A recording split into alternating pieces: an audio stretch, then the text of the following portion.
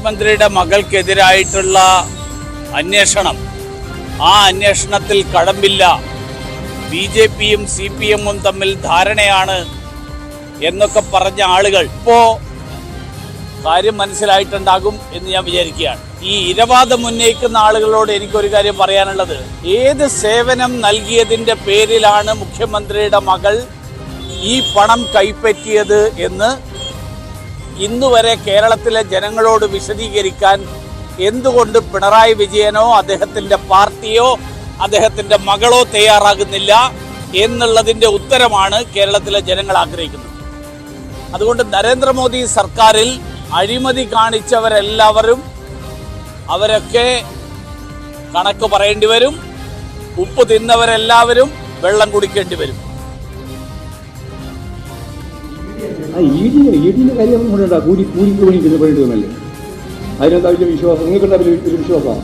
രാജ്യത്തെ വിശ്വാസത തകർന്നു പോയി എന്ന് സുപ്രീം കോടതി പറഞ്ഞ ഏറ്റവും പ്രധാനപ്പെട്ട ഏജൻസിയാണ് ഈ പറയുന്ന ED. ഇനി EDയെ മഹത്വവൽക്കരിച്ച് ചോദ്യങ്ങളൊന്നും ചോദിക്കേണ്ട കാര്യമില്ല, അത് അതിൻ്റെ രീതിയിൽ കൈകാര്യം ചെയ്യും. അത് ആരായാലും എല്ലാവരും ലക്ഷ്യം വെക്കാം. ആരെ ലക്ഷ്യം വെച്ചുകൂടാകും? രാഷ്ട്രീയമായിട്ട് നിങ്ങൾക്ക് ആരെയും ലക്ഷ്യം വെക്കാം. ആ ലക്ഷ്യം വെക്കുന്നത് ആരാണ് എന്നുള്ള ചോദ്യം. ആരാണ് എന്നുള്ളത് ഞാൻ നേരത്തെ പറഞ്ഞ ഉത്തരം. ആരാ? കൂലിക്ക് പണിയെടുക്കുകയാണ്.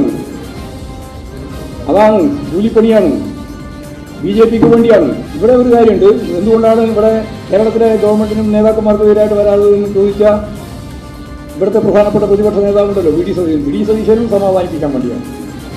അതിലൊന്നും കീഴടങ്ങുന്ന പാർട്ടിയും പ്രസ്ഥാനവും ജനങ്ങളും അല്ല കേരളത്തിലുള്ളതെന്ന് മനസ്സിലാക്കണം.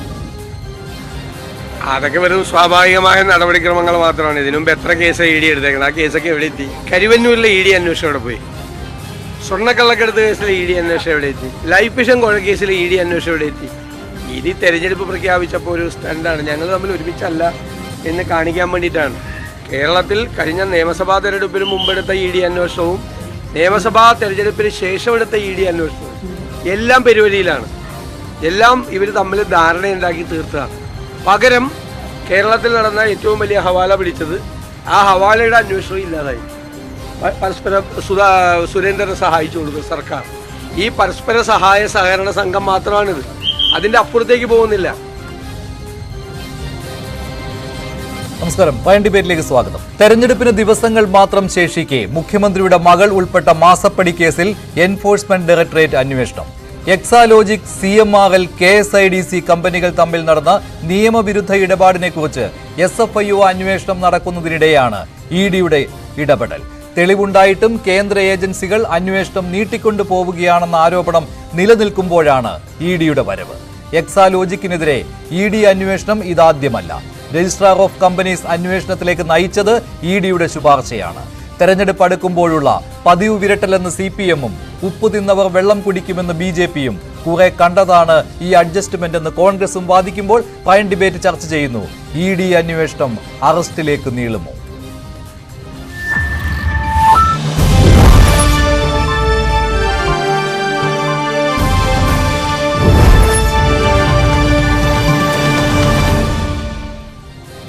ഈ കേസിലെ മുഖ്യ പരാതിക്കാരനായ BJP നേതാവ് ശ്രീ ഷോൺ ജോർജ്, CPM സഹയാത്രികൻ അഡ്വക്കേറ്റ് BN ഹസ്കർ, വലത് നിരീക്ഷകനായ ശ്രീ ഷാബു പ്രസാദ്, പൊതുപ്രവർത്തകനായ ശ്രീ MK ഹരിദാസ് എന്നിവരാണ് പയൻ ഡിബേറ്റിൽ ചേരുന്നത്. ആദ്യം ശ്രീ ഷോൺ ജോർജ്, ഇപ്പോൾ വന്നിരിക്കുന്ന പ്രതികരണങ്ങൾ താങ്കൾ ശ്രദ്ധിച്ചുവല്ലോ. തെരഞ്ഞെടുപ്പ് അടുക്കുമ്പോഴുള്ള ഒരു പതിവ് അഡ്ജസ്റ്റ്മെന്റ് എന്ന രീതിയിലാണ് പ്രതികരണങ്ങൾ കൂടുതലും പോകുന്നത്. UDFൽ നിന്ന്, LDFൽ നിന്നാകട്ടെ ഇത് കുറെ കണ്ടതാണ്. ഇത് ഈ ED എന്ന് പറഞ്ഞാൽ വിശ്വാസ്യതയില്ലാത്ത ഏജൻസിയാണെന്ന് CPMഉം പറയുന്നു. താങ്കൾ എന്താണ് ഇക്കാര്യത്തിൽ പ്രതീക്ഷിക്കുന്നത്? ED അന്വേഷണം എക്സാലോജിക്, CMRL, KSIDC ഇടപാടിലേക്ക് വരുമ്പോൾ അത് കുറ്റക്കാരെ പുറത്തു കൊണ്ടുവരാൻ സഹായിക്കുന്ന രീതിയിൽ ആകുമോ?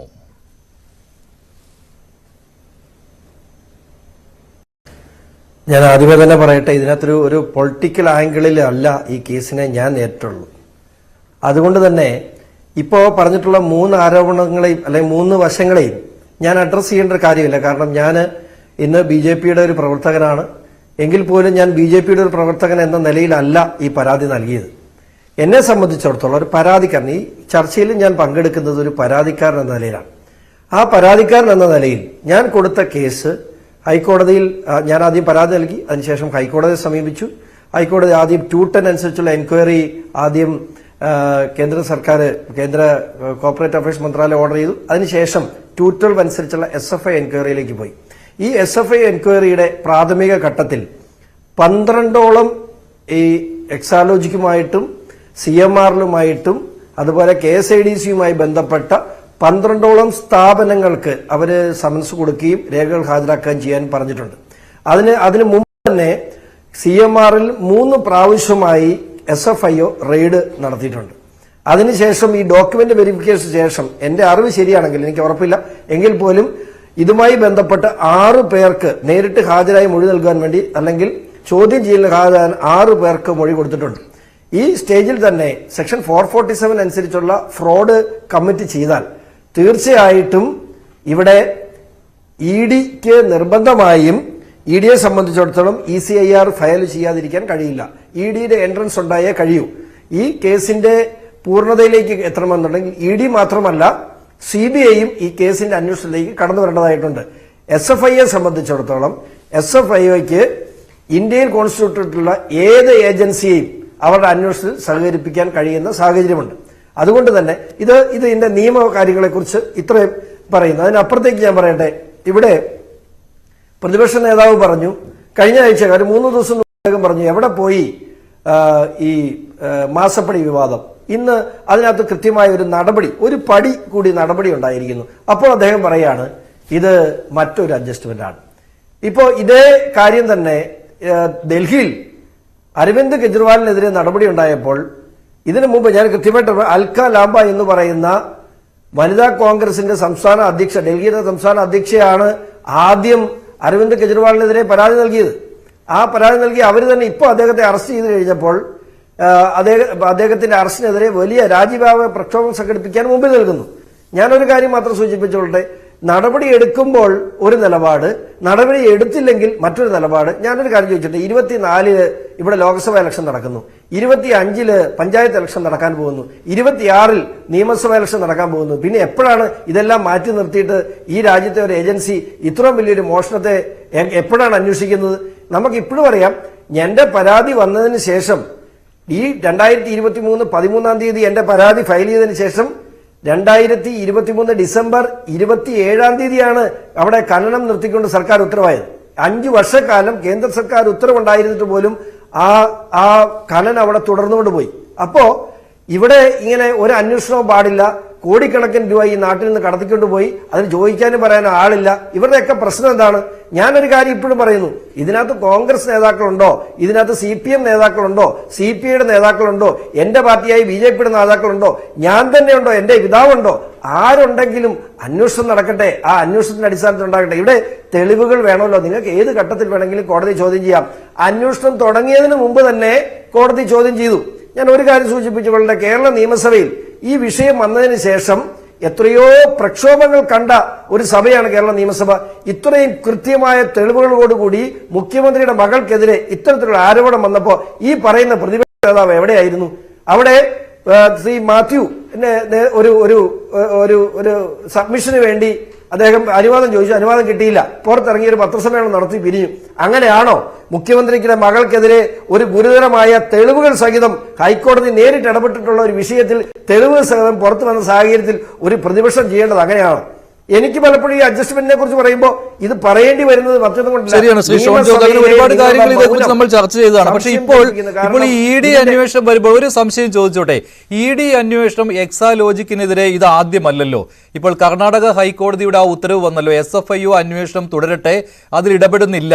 അതായത് എക്സാലോജിക്കിന്റെ ഹർജി തള്ളിക്കൊണ്ട് അന്ന് കർണാടക ഹൈക്കോടതിയിൽ നിന്ന് ഉത്തരവ് വന്നപ്പോൾ ആ ഉത്തരവിൽ പറയുന്നുണ്ടായിരുന്നു 2021 ജനുവരിയിൽ ED അന്വേഷണം എക്സാലോജിക് CMRL ഇടപാടിൽ നടന്നിരുന്നു. അവിടെ EDയുടെ ശുപാർശ പ്രകാരമാണ് രജിസ്ട്രാർ ഓഫ് കമ്പനീസിന്റെ അന്വേഷണം തുടങ്ങിയത് എന്ന്. അപ്പോൾ അന്നത്തെ ആ ED അന്വേഷണം എവിടെ പോകുന്നു എന്നുള്ള ഒരു ചോദ്യം വരുന്നുണ്ടല്ലോ. അതിന്റെ സാങ്കേതികത്വം എന്താണ്? അതിനൊരു സാങ്കേതികത്വം ഉണ്ട്. ശരിക്കും ആദ്യം ഈ 2021 തന്നെ അതിനെ പ്രതിരോധിക്കാനായിട്ട് വീണ വിജയന്റെ എക്സാലോജി കമ്പനി ഡോർമെന്റ് ആക്കാൻ അപേക്ഷ കൊടുക്കുന്നു. 2, വീണ വിജയനുമായി ബന്ധപ്പെട്ട എംപവർ ഇന്ത്യ ലിമിറ്റഡ് എന്ന് പറയുന്ന ട്രാൻസാക്ഷൻ നടത്തിയ കമ്പനി ഫ്രീസ് ചെയ്ത് കളയുന്നു, അവർ ക്യാൻസൽ ചെയ്യാൻ റിസർവ് ബാങ്കിൽ അപേക്ഷ കൊടുക്കുന്നു.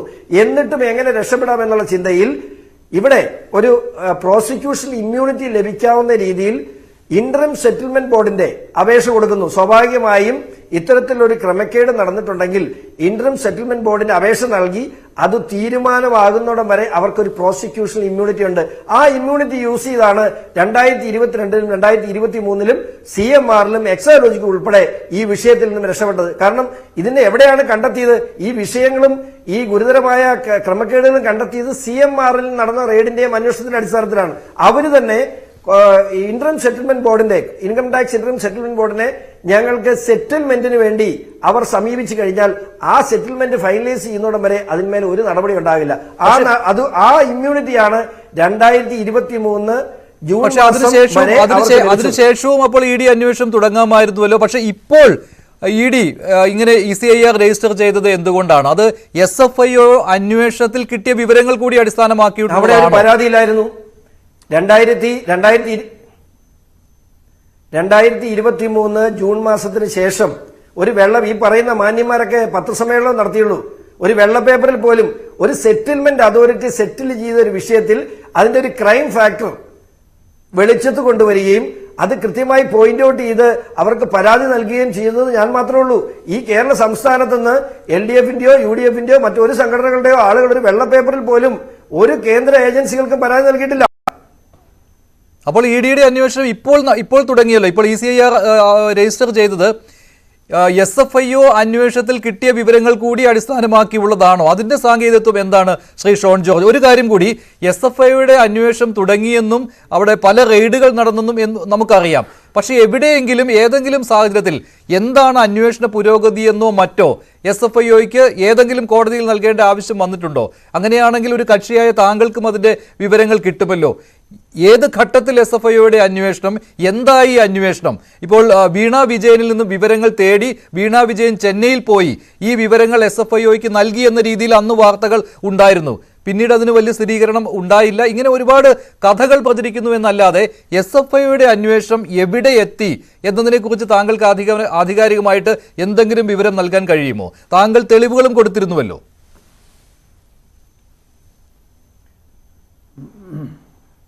ഹൈക്കോടതിയിൽ SFIO കഴിഞ്ഞ മാസം 12-ാം തീയതി SFIO നൽകിയ വിശദീകരണം, അഡീഷണൽ അറ്റോർണി ജനറൽ തന്നെയാണ് SFIOയ്ക്ക് വേണ്ടി കേന്ദ്ര സർക്കാരിന് വേണ്ടി ഹൈക്കോടതിയിൽ ഹാജരായത്.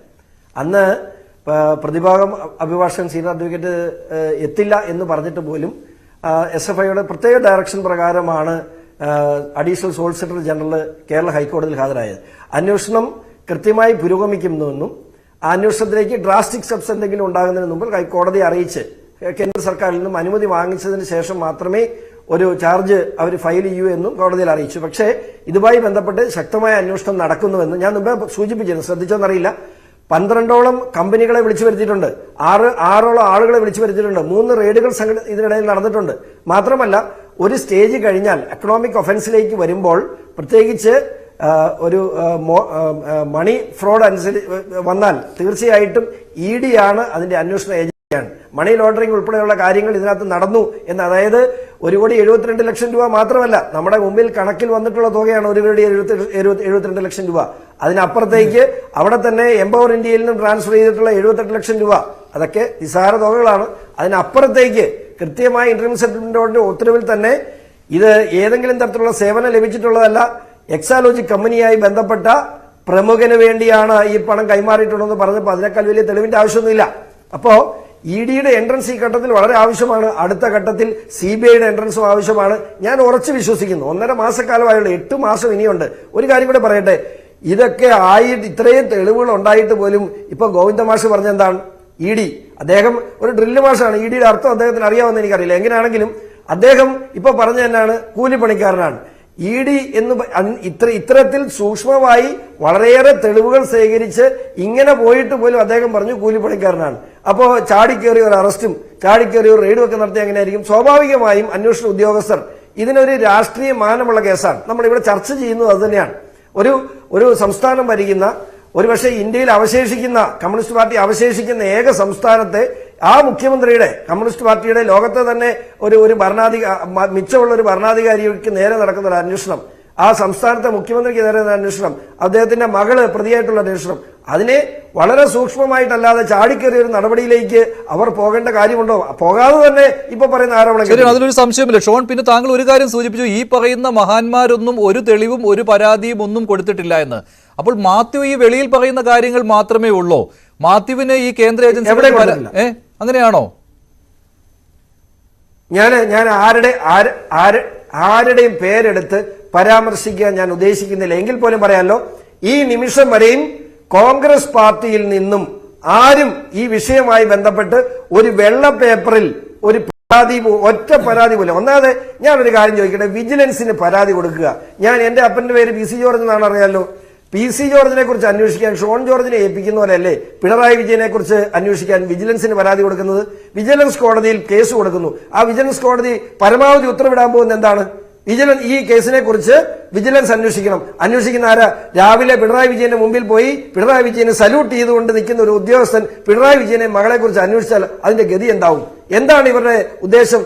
എന്താണ് ഇവരുടെ സംശയത്തെ ഇവരുടെ ഉദ്ദേശശുദ്ധിയെ എനിക്ക് സംശയമുണ്ട്. ഞാൻ ആദ്യകാലത്ത് എനിക്ക് അത്ര സംശയമില്ലായിരുന്നു. പക്ഷെ ഒരു വെള്ള പേപ്പറിൽ പോലും ഇത്തരത്തിൽ സംസ്ഥാനം ഭരിക്കുന്ന ഒരു മുഖ്യമന്ത്രിക്കെതിരെ കേന്ദ്രത്തിന്റെ ഏതെങ്കിലും ഏജൻസിക്ക് ഒരു വെള്ള പേപ്പറിൽ പോലും ഇവരാരും ഒരു പരാതിയും ഈ നിമിഷം വരെ കൊടുത്തിട്ടില്ല. ശരി, ശ്രീ എം കെ ഹരിദാസ്, ഷോണിന്റെ ഒരു പരിശ്രമം ഇക്കാര്യത്തിൽ ഉണ്ട് കേട്ടോ. അതുകൊണ്ടാണ് SFIOയുടെ അന്വേഷണവും വന്നത്. അത് മാത്രമല്ല, അതിനെ തടഞ്ഞുകൊണ്ട് കോടതിയിൽ പോയിട്ട് പോലും എക്സാലോജിക്കിനും CMRL-നും അവിടെ വിജയിക്കാൻ കഴിയാതെ വന്നത്. ഏജൻസി കൂടിയുണ്ട്. അത് ഏജൻസിയല്ല, സർക്കാരിന്റെ പൊതുമേഖലാ സ്ഥാപനമാണ് KSIDC.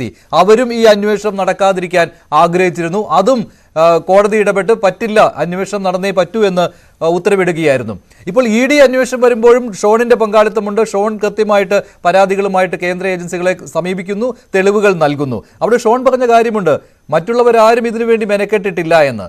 താങ്കൾ കരുതുന്നുണ്ടോ ഇപ്പോഴത്തെ ഈ ED അന്വേഷണം അതൊരു അറസ്റ്റിലേക്ക് നീങ്ങും എന്ന്?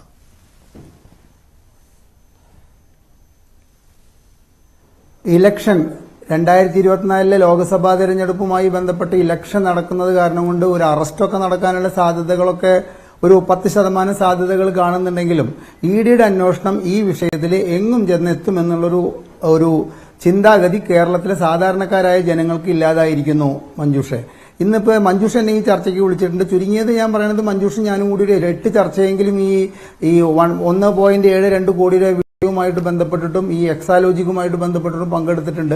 അപ്പൊ അതൊക്കെ കൃത്യമായിട്ട് നിരീക്ഷിക്കുന്നവർ ഇന്ന് ഈ ചർച്ചയുടെ മഞ്ജുഷിന്റെ കാർഡ് അയച്ചപ്പോൾ അവരിൽ നിന്ന് കിട്ടിയ അഭിപ്രായ പ്രകാരം കേരളത്തിലെ വലിയൊരു വിഭാഗം ജനങ്ങൾ ഇതൊരു നമ്മൾ പറയില്ലേ, അങ്ങനെ ഇതിനൊരു പരിസമാപ്തി, പരിസമാപ്തി ഉണ്ടാവും എന്നുള്ള വിശ്വാസം കേരളത്തിലെ ജനങ്ങൾക്ക് ഇല്ലാതെ പോയിരിക്കുന്നു. കാരണം ഈ കേരളം എന്ന ടാവട്ടത്തിലെ ED കഴിഞ്ഞ 2-3 വർഷമായിട്ട് കളിച്ചിട്ടുള്ള കളികളിൽ അവരുടെ പെർഫോമൻസ് അമ്പേ മോശമാണ്. ഇത് MK ഹരിദാസോ സാധാരണക്കാരായ ജനങ്ങളോ പറയുന്നതല്ല. കേരള ഹൈക്കോടതി കഴിഞ്ഞയാഴ്ച കരുവന്നൂർ കേസുമായി ബന്ധപ്പെട്ട കാര്യത്തിൽ വളരെയധികം ഒരു ചൂരിലെടുത്തുകൊണ്ടാണ് പറഞ്ഞത്, എങ്ങോട്ടാണ് ഈ കേസിന്റെ പോക്ക്, എത്ര കാലമായി നിങ്ങൾ ഇത് മുൻപോട്ട് കൊണ്ടുപോകുന്നു, എന്താണ് ഇതിന്റെ ഒരു അന്തിമം വേണ്ടേ എന്നുള്ള കാര്യത്തിൽ കേരള ഹൈക്കോടതിക്ക് ചോദിക്കേണ്ട അവസ്ഥയിലേക്ക് എത്തി. അതുപോലെ തന്നെ ഇപ്പോൾ ഇവിടെ നമ്മുടെ പ്രതിപക്ഷ നേതാവ് ചോദിച്ചു ലൈഫ് മിഷൻ കേസ് എന്തായി. അതുമാതിരി തന്നെ കൊടകര അത് ഒരു ഹൈവേ റോബറിയാണെന്ന് BJP-ക്കാർ പറയുന്നുണ്ടെങ്കിലും നമ്മുടെ കേരള പോലീസ് ശക്തമായിട്ട് പറയുന്നു അതൊരു കുഴൽപ്പണ കേസാണ് എന്നുള്ള തറപ്പിച്ചിട്ട് കഴിഞ്ഞ ആഴ്ച കൂടി പറഞ്ഞിട്ടുണ്ട്. ഞാനും മഞ്ജുഷും കഴിഞ്ഞ ചർച്ചയിൽ ഇത് പറഞ്ഞിട്ടുള്ളതാണ്. കിഫ്ബി മസാല ബോണ്ട് ഈ നമ്മുടെ തോമസ് ഐസക്കിന്റെ മുമ്പിലെ പണ്ട് തമ്പുരാക്കന്മാരുടെ മുമ്പിൽ ഈ തോർത്തുമുണ്ട് കയ്യിമ്പിലിട്ടിട്ട് ഈ വായട ഇവിടെ കൈ വെച്ചിട്ട് സംസാരിക്കുന്ന ഒരു രീതി ഉണ്ടായിരുന്നു. അതുമാതിരി ഹൈക്കോടതി ചോദിച്ചതുപോലും ഇങ്ങനെയാണ്, ഒരു പ്രാവശ്യമെങ്കിലും തോമസ് ഐസക്കിന് ഹാജരായിക്കൂടെ. ഇപ്പതാ 8ാമത്തെ 9ാമത്തെ സമൻസ് തോമസ് ഐസക്കിന്റെ കാര്യം ഏതാണ്ട് കേജ്രിവാളിന്റെ സമാനമാകുന്ന പോലെ തോന്നുന്നുണ്ട് കേട്ടോ. കാരണം തോമസ് ഐസക്ക് തുടർച്ചയായിട്ട് സമൻസുകളെ പുച്ഛിക്കുകയാണ്. ഇപ്പോൾ ഇന്നും അദ്ദേഹം പറഞ്ഞത്, തോമസ് ഐസക്ക് പറഞ്ഞത് എന്താ, ചെന്നില്ലെങ്കിൽ മൂക്കിൽ കയറ്റുമോ എന്നുള്ളതാണ്. അപ്പോൾ അതിലെന്തായി തീരുമെന്നറിയില്ല. എങ്കിലും കോടതിയിൽ തുടർച്ചയായി പോയാൽ ഇങ്ങനെ സമൻസ് കിട്ടിയിട്ട് പോകാതിരിക്കുന്നതിനെ എങ്ങനെയാണ് കോടതികൾ കാണുന്നതെന്ന് താങ്കൾക്കും അറിയാമല്ലോ. കേജ്രിവാളിന്റെ കേസിൽ അതാണല്ലോ സംഭവിച്ചത്. അത് തീർച്ചയായിട്ടും കേജ്രിവാളിന്റെ കേസ് നമുക്കതിന് വളരെ ഉദാഹരണമാണ്. തോമസ് ഐസക്കിന്റെ കേസ് മറ്റൊരു ഉദാഹരണമാണ്. ഈ തോമസ് ഐസക്ക് ഇപ്പൊ മന്ത്രിയല്ല. ഈ തോമസ് ഐസക് ഇപ്പോൾ ഒരു MLA അല്ല. എന്നിട്ട് പോലും ഈ തോമസ് ഐസക്കിന് ഈ 9 പ്രാവശ്യം കൊടുക്കുന്ന ആനുകൂല്യം MK ഹരിദാസിന് ഇത്തരത്തിലൊരു നോട്ടീസ് തന്നാൽ ഉണ്ടാവുമോ എന്നുള്ളൊരു ചോദ്യമാണ് സാധാരണക്കാരായ ജനങ്ങൾ ചോദിക്കുന്നത്. അപ്പോൾ സാധാരണക്കാരിൽ നിന്നും ഈ രാഷ്ട്രീയക്കാർക്ക് നൽകുന്ന ഇത്തരത്തിലുള്ള പരിഗണനയുടെ പേരിൽ ജനങ്ങൾക്കിടയിൽ അങ്ങേയറ്റം ഇഡിക്ക് ഉണ്ടായിരുന്ന വലിയൊരു ഇമേജ് കേരളത്തിൽ ഉണ്ടായിരുന്നു അവരുടെ കഴിഞ്ഞ 2-3 കൊല്ലത്തെ പ്രവർത്തനങ്ങളിൽ. പക്ഷേ തുടർന്നുണ്ടായിട്ടുള്ള ഈ ഡോളർ കടത്ത് കേസ് എന്തായി? ഒരു സ്ത്രീ വിളിച്ചു പറയുകയാണ്, ഞാൻ മുഖാന്തരമാണ് ഇവിടുന്ന് പിണറായി വിജയന് വേണ്ടിയിട്ട് ദുബായിക്ക് ഒരു ബാഗ് ഡോളർ കടത്തിയിരിക്കുന്നത് എന്ന് പറഞ്ഞിട്ട് ഈ ഇഡി അതിന്റെ അന്വേഷണം എന്തായി? ഇനി ഇതൊന്നും വേണ്ട മഞ്ജുഷ, എനിക്ക് ഒരു 2 സെക്കൻഡ് കൂടി സമയം തരണം. നമ്മൾ ഈ 10/2 നമ്മൾ ഈ SFIO കേസ് ശ്രീ ഷോൺ പരാതി കൊടുത്തിട്ട് SFIO കേസ് ഏറ്റെടുത്തതായിട്ട് എന്റെ ഓർമ്മയിൽ ശരിയാണെങ്കിൽ ഞാൻ ചർച്ചയുടെ ഡേറ്റ് നോക്കിയപ്പോൾ 10/2 ഈ 10/2 മഞ്ജുഷിന്റെ ചർച്ച കഴിഞ്ഞിട്ട് എനിക്ക് മറ്റൊരു ചാനലിൽ ചർച്ച ഉണ്ടായിരുന്നു. കേരള ഹൈക്കോടതിയിൽ അദ്ദേഹത്തോളം പ്രായം ചെന്നിട്ടുള്ള ഒരു അഭിഭാഷകനില്ല. അങ്ങേയറ്റം ആദരണീയനായ കേരളത്തിലെ ഏറ്റവും സീനിയർ അഡ്വക്കേറ്റാണ് ആ ചർച്ചയിൽ പങ്കെടുത്തുകൊണ്ട് പറഞ്ഞത് SFIO അദ്ദേഹം നിഷ്പക്ഷനായ നിയമജ്ഞനായിട്ടാണ് ചർച്ചയിൽ പങ്കെടുത്തെങ്കിലും സംസാരത്തിന്റെ ഇടയിൽ മനസ്സിലായി അദ്ദേഹം ഒരു കേന്ദ്ര സർക്കാരിനെ സപ്പോർട്ട് ചെയ്യുന്ന വിധത്തിലുള്ള സംഭാഷണമായിരുന്നു അദ്ദേഹത്തിന്റെ. അദ്ദേഹം പറഞ്ഞത് എന്താ വെച്ച് കഴിഞ്ഞാൽ SFIO അന്വേഷണത്തിന്റെ പരിസമാപ്തിക്ക് അധികമൊന്നും കാത്തിരിക്കണ്ട, കേവലം 35-40 ദിവസത്തിനുള്ളിൽ ഇതിന്റെ ഒരു ക്വിക്ക് വെരിഫിക്കേഷൻ അഥവാ ഇതിന്റെ പ്രാഥമിക റിപ്പോർട്ട് പുറത്തു വരുമെന്ന് അദ്ദേഹം അന്ന് പറഞ്ഞിട്ടുണ്ടായിരുന്നു. ഇത് തന്നെയാണ് ഞാൻ ഒരുപാട് അഭിഭാഷകരോട് ചോദിച്ചപ്പോഴും പറഞ്ഞത്. SFIO അന്വേഷണത്തിന് യാതൊരുവിധ കാലതാമസങ്ങളുമില്ല. അവരുടെ ക്വിക്ക് വെരിഫിക്കേഷൻ റിപ്പോർട്ട് അഥവാ പ്രാഥമിക അന്വേഷണ റിപ്പോർട്ട് വളരെ പെട്ടെന്ന് പുറത്തു വരുമെന്ന് പറഞ്ഞിട്ട് ഇപ്പോൾ 52ാമത്തെ ദിവസം നമ്മൾ ഈ ചർച്ച ചെയ്യുമ്പോഴും ഈ SFIO പിക്ചർ എന്ന് മാഞ്ഞിട്ട് ഇപ്പൊ പുതിയ ED പുറത്തേക്ക് വന്നിരിക്കുന്നു. എന്തുകൊണ്ട് ഈ കേസ് ED ഇപ്പൊ മഞ്ജുഷ് 2-3 പ്രാവശ്യം ഷോണിനോട് ചോദിച്ചിട്ടുള്ള ചോദ്യം തന്നെ ഞാൻ ആവർത്തിക്കുകയാണ്. EDക്ക് എന്നോ ഏറ്റെടുക്കാമല്ലോ ഈ കേസ്. 1.72 കോടി രൂപ ഒരു സ്ത്രീ സേവനം നൽകാതെ ഒരു സ്ത്രീയുടെ കമ്പനി കൈപ്പറ്റി എന്ന വിഷയത്തില് PMLA ആക്ട് മുള്ള മണി ലോണ്ടറിംഗിന്റെ വിഷയം നടന്നിട്ടുണ്ടോ എന്ന് അന്വേഷിക്കാൻ എന്തുകൊണ്ട് ED തയ്യാറായില്ല? അല്ലെങ്കിൽ ഈ കേസ് ആത്മാർത്ഥത ഉണ്ടായിരുന്നെങ്കിൽ ഈ കേസ് നേരെ CBIക്ക് വിടാൻ എന്തുകൊണ്ട് കേന്ദ്ര സർക്കാർ തയ്യാറായില്ല? ഷോൺ നേരത്തെ ഞാൻ ചോദിച്ചതാണ് EDയുടെ കാലതാമസം എന്തായിരുന്നുവെന്ന്. അവിടെ ശരിയാണ്, ഈ ഇമ്മ്യൂണിറ്റി ഉണ്ടായിരുന്നു. ഇപ്പോൾ ഈ ഇന്ത്യൻ സെറ്റിൽമെന്റ് ബോർഡിൽ ഈ കേസ് നടന്നുകൊണ്ടിരുന്ന സമയമായിരുന്നു. അവിടെ ഒരു സെറ്റിൽമെന്റിന്റെ വഴിയെ പോവുകയായിരുന്നു. പക്ഷേ അത് കഴിഞ്ഞും സമയമുണ്ടായിരുന്നു.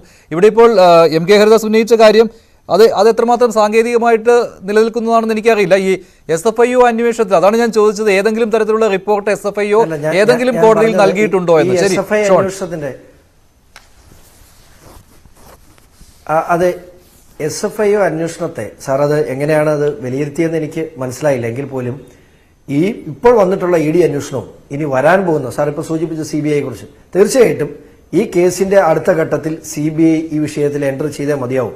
എങ്കിൽ മാത്രമേ ഇതിന്റെ എത്ര ഘട്ടത്തിലാണ് ഇപ്പോ ഈ CMRൽ നിന്നും വീണ വിജയന്റെ എക്സാലോജി കമ്പനി കൈപ്പറ്റിയിട്ടുള്ള 1,72 ലക്ഷം രൂപയും അനുബന്ധമായി കൈപ്പറ്റിയിട്ടുള്ള 78 ലക്ഷം രൂപയും ഇത് എന്തിന് കൈപ്പറ്റി? അതൊരു ചോദ്യമാണ്. എന്തിനു വേണ്ടിയാണ് വീണ വിജയന് മുഖ്യമന്ത്രിയുടെ മകൾക്ക് ഈ പണം കൈപ്പറ്റിയത്? അവിടെയാണ് ഈ കേസിന്റെ ഒരു വൈഡർ ആംഗിൾ നമ്മൾ കാണേണ്ടത്. അത് ED എന്ന് പറയുന്നതിനപ്പുറത്തേക്ക് പോകേണ്ടത് ഇവിടെ കേരള സംസ്ഥാനത്തെ തീരദേശത്തെ കൊള്ള ചെയ്യുവാൻ വലിയ ഒരു ഗൂഢാലോചന നടന്നിരിക്കുന്നു.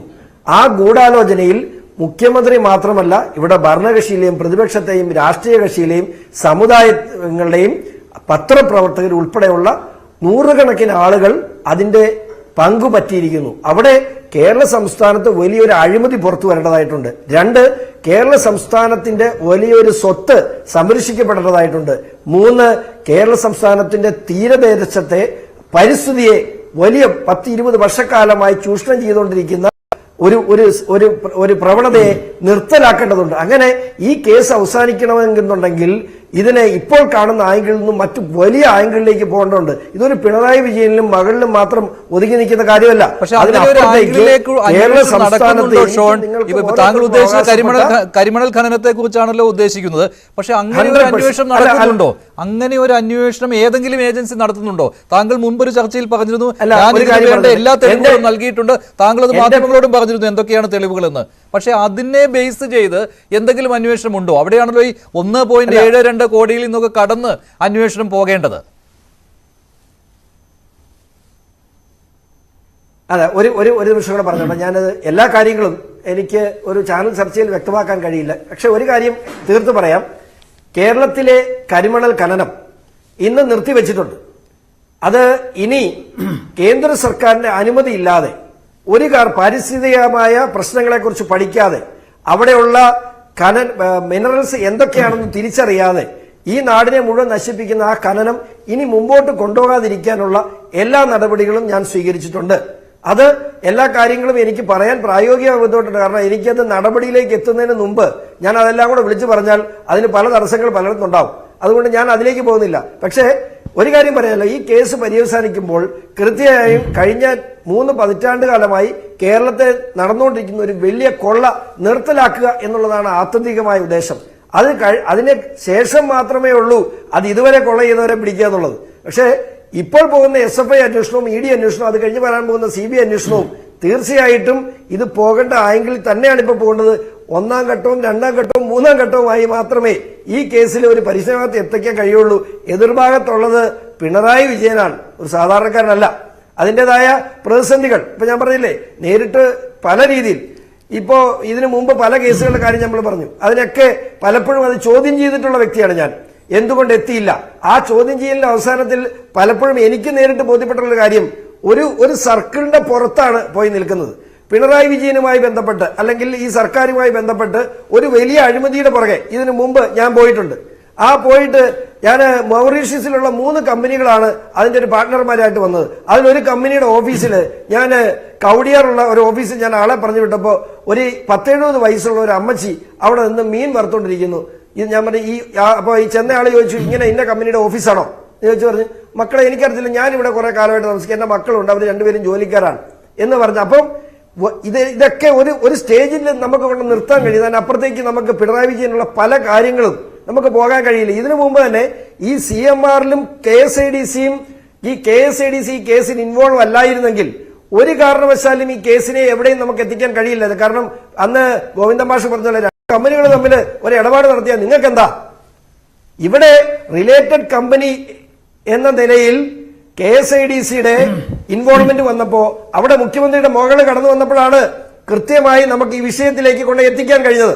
അല്ലെങ്കിൽ ഈ കേസും എവിടെയും എത്തില്ലായിരുന്നു. വളരെ ആസൂത്രിതമായി കക്കാൻ പഠിച്ചാൽ നിൽക്കാൻ പഠിക്കണമെന്ന് ഒരു പഴഞ്ചൊല്ലുണ്ട്. അത് കൃത്യമായിട്ട് നിൽക്കാൻ പഠിച്ച ആള് തന്നെയാണ് നമ്മുടെ മുഖ്യമന്ത്രി എന്നുള്ള കാര്യത്തിൽ ഒരു സംശയവും വേണ്ട. വളരെ അതിനിടെയാണ് ഈ കൂലിക്കാർ എന്ന് പറഞ്ഞുകൊണ്ട് EDയെ തള്ളിപ്പറയുന്നത് CPM. ഇവിടെ ഒരു വലിയ നിയമവിരുദ്ധമായ പ്രവർത്തനം നടന്നിട്ടുണ്ട് എന്ന് ബോധ്യമായത് കൊണ്ടാണല്ലോ, അല്ലെങ്കിൽ ഹൈക്കോടതി തന്നെ ഇത് ക്വാഷ് ചെയ്ത് കളയേണ്ട ഒരു കാര്യമാണ്.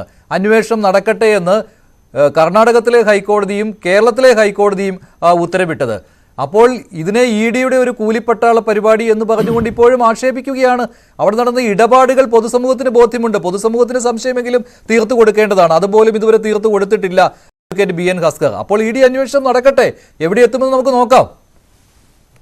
മഞ്ജുഷേ, കൃത്യമായി ഇതിലൊരു രാഷ്ട്രീയ പ്രേരിതം ആണ് എന്ന് ബോധ്യപ്പെടാൻ കേരളീയ പൊതുസമൂഹത്തിന് നാളിതുവരെയുള്ള EDയുടെ പ്രവർത്തനം അല്ലെങ്കിൽ കേന്ദ്ര സർക്കാരിന്റെ അന്വേഷണ ഏജൻസികളുടെ പ്രവർത്തനം കൊണ്ട് കൃത്യമായി ബോധ്യപ്പെടുന്ന കാര്യമാണ്. നേരത്തെ ഞങ്ങൾ ഇതിനെ നഖശിക്കാന്ന് എതിർത്തുകൊണ്ടിരിക്കുന്ന ഘട്ടത്തിൽ പോലും ഈ അന്വേഷണത്തെ ഞങ്ങൾ സ്വാഗതം ചെയ്യുന്നു, ഒരു സംശയം വേണ്ട. ഇടതുപക്ഷത്തെ സംബന്ധിച്ചിടത്തോളം സത്യം തെളിയുന്നതിനു വേണ്ടി ഈ അന്വേഷണം സുതാര്യമായി നടക്കും എന്ന് തന്നെയാണ് ഞങ്ങൾ കരുതുന്നത്. ഏത് അർത്ഥത്തിലും അന്വേഷിക്കട്ടെ. ED ഈ കേസിൽ 2022 അന്വേഷണം നടത്തിയതാണ്. അതിനെ തുടർന്നാണല്ലോ EDയുടെ അന്വേഷണത്തെ തുടർന്നാണ് ബാംഗ്ലൂർ ROCക്ക് ഇത് സംബന്ധിച്ച് വിവരം ലഭിക്കുകയും ROCയുടെ ഇൻവെസ്റ്റിഗേഷൻ സ്റ്റാർട്ട് ചെയ്യുകയും ചെയ്തത്. ROCയുടെ അന്വേഷണം കഴിഞ്ഞു. നമുക്കറിയാം, എൻഫോഴ്സ്മെന്റ് ഡയറക്ടറേറ്റ് കഴിഞ്ഞ 5 കൊല്ലമായി രാജ്യത്താകമാനം നടത്തുന്ന പ്രവൃത്തികൾ, ഏറ്റവും ഒടുവിൽ കഴിഞ്ഞ 6 മാസത്തിനുള്ളിൽ കേന്ദ്ര സർക്കാർ നടത്തിയിട്ടുള്ള രാഷ്ട്രീയ ഇടപെടലുകൾ, എൻഫോഴ്സ്മെന്റ് ഡയറക്ടറേറ്റിന്മേൽ നടത്തിയിട്ടുള്ള ഇടപെടലുകൾ നമുക്ക് പറയില്ല. ഏറ്റവും ഒടുവിൽ ശ്രീ അരവിന്ദ് കെജ്രിവാളിനെ പോലുള്ള ഒരു മുഖ്യമന്ത്രിയെ പോലും EDയെ കൊണ്ട് അറസ്റ്റ് ചെയ്യിക്കുന്ന സാഹചര്യം കേന്ദ്ര സർക്കാർ നടത്തിയിട്ടുണ്ട്. അപ്പൊ സ്വാഭാവികമായും കേരളത്തിൽ രാഷ്ട്രീയ പ്രേരിതമായി നടത്തുന്ന ഒരു ശ്രമം ഇത് ഇന്നും ഇന്നലെയും തുടങ്ങിയല്ലോ. 3 കൊല്ലങ്ങൾക്ക് മുമ്പ് സ്വർണ്ണക്കള്ളക്കടത്തിന്റെ പേരിലും അതുപോലെ ഈന്തപ്പഴ കുരുവിന്റെ പേരിലും ഖുറാന്റെ മറവിലെ സ്വർണ്ണക്കള്ളക്കടത്തിന്റെ പേരിലും ഒക്കെ ED അന്വേഷണം നടത്തിയാണല്ലോ. എങ്ങും എത്താത്ത അന്വേഷണങ്ങൾ നമുക്ക് കേരളീയ പൊതുസമൂഹത്തിന് മുന്നിൽ ഇപ്പോഴുമുണ്ട്. അതുകൊണ്ട് ഇപ്പോ ശ്രീമതി വീണ T അല്ലെങ്കിൽ ശ്രീമതി വീണ തൈക്കണ്ടി, നിങ്ങൾ ശ്രീമതി വീണ വിജയൻ എന്ന് പറയും, ആ വീണ വിജയന്റെ വാലറ്റത്തുള്ള വിജയനെ തേടി പിടിച്ചാണ് നിങ്ങളുടെ അന്വേഷണം. നിങ്ങൾ അന്വേഷണം നടത്തിക്കോട്ടെ, ഞങ്ങൾക്ക് മടിയിൽ കനമില്ല. അല്ല, അത് സ്വാഭാവികമായിട്ടും ഉണ്ടാകും ശ്രീ അഡ്വക്കേറ്റ് BN ഹസ്കർ. പൊതുസമൂഹത്തിനും അങ്ങനെ ഒരു സംശയം ഉണ്ടാകും. അതുമാത്രമല്ല, സംശയം ദൂരീകരിക്കേണ്ടത് സംസ്ഥാനം ഭരിക്കുന്ന മുഖ്യമന്ത്രിയാണ്. കാരണം കളങ്കിതനല്ല, കുടുംബവും കളങ്കിതമല്ല എന്ന് തെളിയിക്കേണ്ട ബാധ്യത അദ്ദേഹത്തിനുണ്ടല്ലോ. ആരോപണ നിഴലിലായിരിക്കും എപ്പോഴും ഭരിക്കുന്നവർ. അത് ഇപ്പോഴത്തേത് മാത്രമല്ല, എല്ലാ കാലത്തും അങ്ങനെയാണ്. അപ്പോൾ സംശയ നിവൃത്തി വെറും വാക്കുകളിൽ ഒതുങ്ങരുത്. ഇവിടെ കാര്യങ്ങൾ പരിശോധിക്കുമ്പോൾ ഇത്തരമുള്ള ഇടപാടിൽ എന്ത് സേവനം കൊടുത്തു എന്ന് ചോദിക്കുമ്പോൾ ഇപ്പോഴും ബബ്ബ എന്നേ പറയുവാനുള്ളൂ. അതുമാത്രമല്ല, കരിമണൽ ഖനനത്തിന്റെ ഞെട്ടിക്കുന്ന വിവരങ്ങളാണ് പൊതുസമൂഹത്തിന്റെ മുന്നിലേക്ക് ഇട്ടുകൊടുത്തത് ഓരോ ദിവസവും. മാധ്യമങ്ങളും ഈ പറയുന്ന ഷോൺ ജോർജും ഒക്കെ കൂടി എന്ത് മറുപടിയാണുള്ളത്? വാർത്താ സമ്മേളനത്തിൽ അവസാനം ഇതേക്കുറിച്ചുള്ള ചോദ്യം ചോദിക്കുമ്പോൾ പൊട്ടിത്തെറിച്ച് എഴുന്നേറ്റ് പോവുകയല്ലേ ചെയ്യുന്നത്. അതല്ലാതെ എന്താണ് പൊതുസമൂഹത്തിന് മുന്നിൽ വന്നു നിന്ന് മറുപടി പറഞ്ഞിട്ടുള്ളത്? ഒന്നുമില്ല. എന്നിട്ട് ED പറയുകയാണ്, ED അത് ചെയ്യട്ടെ, ഇത് ചെയ്യട്ടെ, ഞങ്ങൾക്കൊരു പേടിയുമില്ല എന്ന്. പക്ഷേ കളങ്കിതരല്ല എന്ന് ബോധ്യപ്പെടുത്തേണ്ട ബാധ്യത സംസ്ഥാനം ഭരിക്കുന്ന മുഖ്യമന്ത്രിക്കുണ്ട്. മഞ്ജുഷ, CPIM-ന്റെ പ്രവർത്തകരെയും കേഡർമാരെയും സംബന്ധിച്ചിടത്തോളം ഞങ്ങൾക്കറിയാം ഇത്തരം ആരോപണങ്ങൾ ഇങ്ങനെ ഒരു സെക്കൻഡ് ഹസ്കർ, ഷോൺ.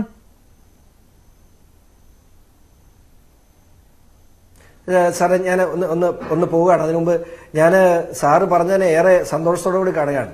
ഏറ്റവും മാന്യമായി ചാനൽ ചർച്ചയിൽ പങ്കെടുക്കുന്ന, കാര്യങ്ങളെ നല്ല രീതിയിൽ ഉൾക്കൊള്ളുന്ന ഒരു വ്യക്തിയാണ് അസ്കർ സാർ. അപ്പൊ അദ്ദേഹം ഇപ്പോൾ പറഞ്ഞ പോലെ തന്നെ മടിയിൽ കനമില്ല. ഇതൊക്കെ മുഖ്യമന്ത്രിയുടെ സ്ഥിരം വാക്കുകളാണെങ്കിൽ പോലും ഏത് അന്വേഷണത്തെയും സ്വാഗതം ചെയ്യുന്നു എന്ന് പറയുന്ന CPM ഏത് ഘട്ടത്തിലാണ് KSIDC എന്ന് പറയുന്ന സർക്കാർ സ്ഥാപനത്തെ കൊണ്ട് ഈ അന്വേഷണത്തെ തടസ്സപ്പെടുത്താൻ ഹൈക്കോടതിയിൽ ശ്രമിച്ചത്? അതിനുശേഷം അത് നടക്കാതെ വന്നതിന് ശേഷമാണ് CMRL KSIDC ബാംഗ്ലൂർ ഹൈക്കോടതിയെ സമീപിച്ചത്. ഞാൻ അതിനെക്കുറിച്ചല്ല പറഞ്ഞത്. ഈ ഒരൊറ്റ കാര്യം, ഈ തീരുമാനം പാർട്ടി എടുത്താൽ ഇവിടെ തീരാവുന്നതുള്ളൂ. ഏത് അന്വേഷണം നടക്കട്ടെ, അന്വേഷണത്തിന്റെ ഏത് ഘട്ടത്തിലും, സാർ അഭിഭാഷകനാണ്, അന്വേഷണത്തിന്റെ ഏത് ഘട്ടത്തിലും അന്യായമായി ചൂഷണം ചെയ്യപ്പെടുന്നു എന്ന് തോന്നിയാൽ കോടതിയെ സമീപിക്കാനുള്ള അവകാശം വീണയ്ക്കുണ്ട്, CMRL-നുണ്ട്, അതുപോലെ KSIDC-ക്കുണ്ട്. അപ്പോൾ ഇപ്പൊ അറിയാം, 1,72 ലക്ഷം രൂപ നഷ്ടം വന്നതിന് ഏറെക്കുറെ 1 കോടിക്ക് മുകളിൽ രൂപ ഇപ്പോ കേസ് കളിച്ച് മാത്രം KSIDC കളഞ്ഞിട്ടുണ്ട്. ഇതൊക്കെ ആരോട് പറയും സാർ? ഞാൻ സാറിനെ കുറ്റപ്പെടുന്നതല്ല, പക്ഷേ ഈ നിലപാട് ഈ CPM ഇപ്പോൾ നേടിയിരിക്കുന്ന ഈ ഇരട്ടത്താപ്പ് വളരെ ഖേദകരമാണ്. സാറ് പറഞ്ഞതാണ് നിലപാടെങ്കിൽ അത് സ്വാഗതാർഹവുമാണ്. ശരി, അഡ്വക്കേറ്റ് BN ഹസ്കർ, ഷോണിന് മറ്റൊരു ചർച്ചയിൽ പങ്കെടുക്കാൻ പോകേണ്ടതുണ്ട്. നന്ദി ശ്രീ ഷോൺ ജോർജ്, ഇത്രയും സമയം ഞങ്ങളോടൊപ്പം ചെലവഴിക്കുകയും ഇത്രയും കാര്യങ്ങൾ പറയുകയും ചെയ്തതിന്. ശ്രീ ഹസ്കർ, തുടരാം. മഞ്ജുഷ, ഇതില് ഇടതുപക്ഷത്തെ എല്ലാ കാലത്തും ഇടതുപക്ഷത്തിനെതിരെ ഇങ്ങനെ ആരോപണങ്ങൾ വരുമ്പോൾ CPM-ന്റെ കേഡർമാർ ചെയ്യുന്ന ഒരു പ്രവൃത്തിയുണ്ട്. അവർ സദാ ജാഗരൂകരായി ഇത്തരം ദുരാരോപണങ്ങൾക്കെതിരെ നിങ്ങൾ മാധ്യമങ്ങളും വിമർശകരും ഉന്നയിക്കുന്ന മുനയൊടിഞ്ഞ കുന്തങ്ങളുടെ ആരോപണങ്ങളെ തടയുക എന്ന അർത്ഥത്തിൽ ജനങ്ങൾക്കൊപ്പം നിന്ന് ജനങ്ങളോട് വർത്തമാനം പറയുക, ജനങ്ങളെ കാര്യങ്ങൾ പറഞ്ഞ് ബോധ്യപ്പെടുത്തുക എന്നുള്ളതാണ്. അത് കൃത്യമായി ഇക്കാര്യത്തിലും ഇപ്പോ എക്സാലോജിക്കുമായി ബന്ധപ്പെടുത്തി വന്നിട്ടുള്ള ആരോപണങ്ങളെ സംബന്ധിച്ചും ജനങ്ങൾക്ക് മുന്നിൽ കൃത്യമായി ഞങ്ങൾ കണക്കുകൾ പറയുന്നുണ്ട്, കൃത്യമായി ജനങ്ങളുമായി ഞങ്ങൾ സംവദിക്കുന്നുണ്ട്. ജനങ്ങളോട് ഈ കാര്യങ്ങൾ പറഞ്ഞു ഒരു കാര്യവും പറയുന്നില്ല. അഡ്വക്കേറ്റ് BN ഹസ്കർ ഒരു കാര്യവും ബോധ്യപ്പെടുന്ന രീതിയിൽ പറയുന്നില്ല. ഇതേക്കുറിച്ച് എന്ത് ചോദ്യം ചോദിക്കുമ്പോൾ ഇപ്പോൾ നിങ്ങളുടെ പാർട്ടി കേഡറുകളോട് പറയുന്നുണ്ടാവും, അവർ ചിലപ്പോൾ വിശ്വസിക്കുന്നുണ്ടാവും, ഇല്ലായിരിക്കും. പക്ഷേ പൊതുജനം എന്ന് പറയുന്നത് നിങ്ങളുടെ പാർട്ടി കേഡറുകളല്ല. അഡ്വക്കേറ്റ് BN ഹസ്കർ, ഇത്രയും വലിയ ആരോപണം ഉണ്ടായിട്ട് ഒരാൾക്ക് പോലും ബോധ്യപ്പെടുന്ന രീതിയിൽ, ഞാൻ പറയാം, ഈ കാര്യത്തിൽ ഒറ്റ നോട്ടത്തിൽ തന്നെ കോമൺ സെൻസ് ഉപയോഗിച്ച് ആർക്കും ബോധ്യമാകുന്നതാണല്ലോ ഒരു സേവനവും അവിടെ നൽകിയിട്ടില്ല എന്ന്. അപ്പോൾ രണ്ട് കാര്യങ്ങൾ കൂട്ടിപ്പിണഞ്ഞു കിടക്കുകയാണ് ഇവിടെ. ഒന്ന്, മുഖ്യമന്ത്രിയുടെ മകളുടെ കമ്പനി CMRL നിന്ന് പണം വാങ്ങുന്നു, പകരം നൽകിയ സേവനം ടാലി, എക്സൽ തുടങ്ങിയ സേവനങ്ങളാണ്. അതിന് ഈ എക്സാലോജിക് പോലെയുള്ള ഒരു കമ്പനിയുടെ ആവശ്യം അവിടെ ഇല്ല. അത് മാത്രമല്ല, CMRL-ന് അങ്ങനെ ഒരു കമ്പനിയിൽ നിന്ന് ഒരു പ്രയോജനവും കിട്ടാനുമില്ല. മറ്റേതെങ്കിലും സാധാരണ കമ്പനിയിൽ നിന്ന് വാങ്ങാവുന്നതാണ്.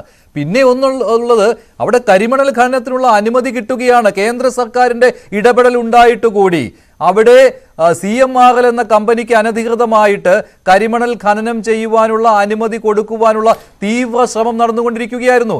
എന്നിട്ട് ഒടുവിൽ ഈ സംഭവങ്ങളെല്ലാം പുറത്തു വന്നപ്പോൾ പറഞ്ഞത് ഒരനുമതിയും നൽകിയിട്ടില്ല, എല്ലാം ക്യാൻസൽ ചെയ്തു എന്നായിരുന്നു. പക്ഷേ എപ്പോഴാണത് ക്യാൻസൽ ചെയ്തത്? കഴിഞ്ഞ ഡിസംബറിൽ.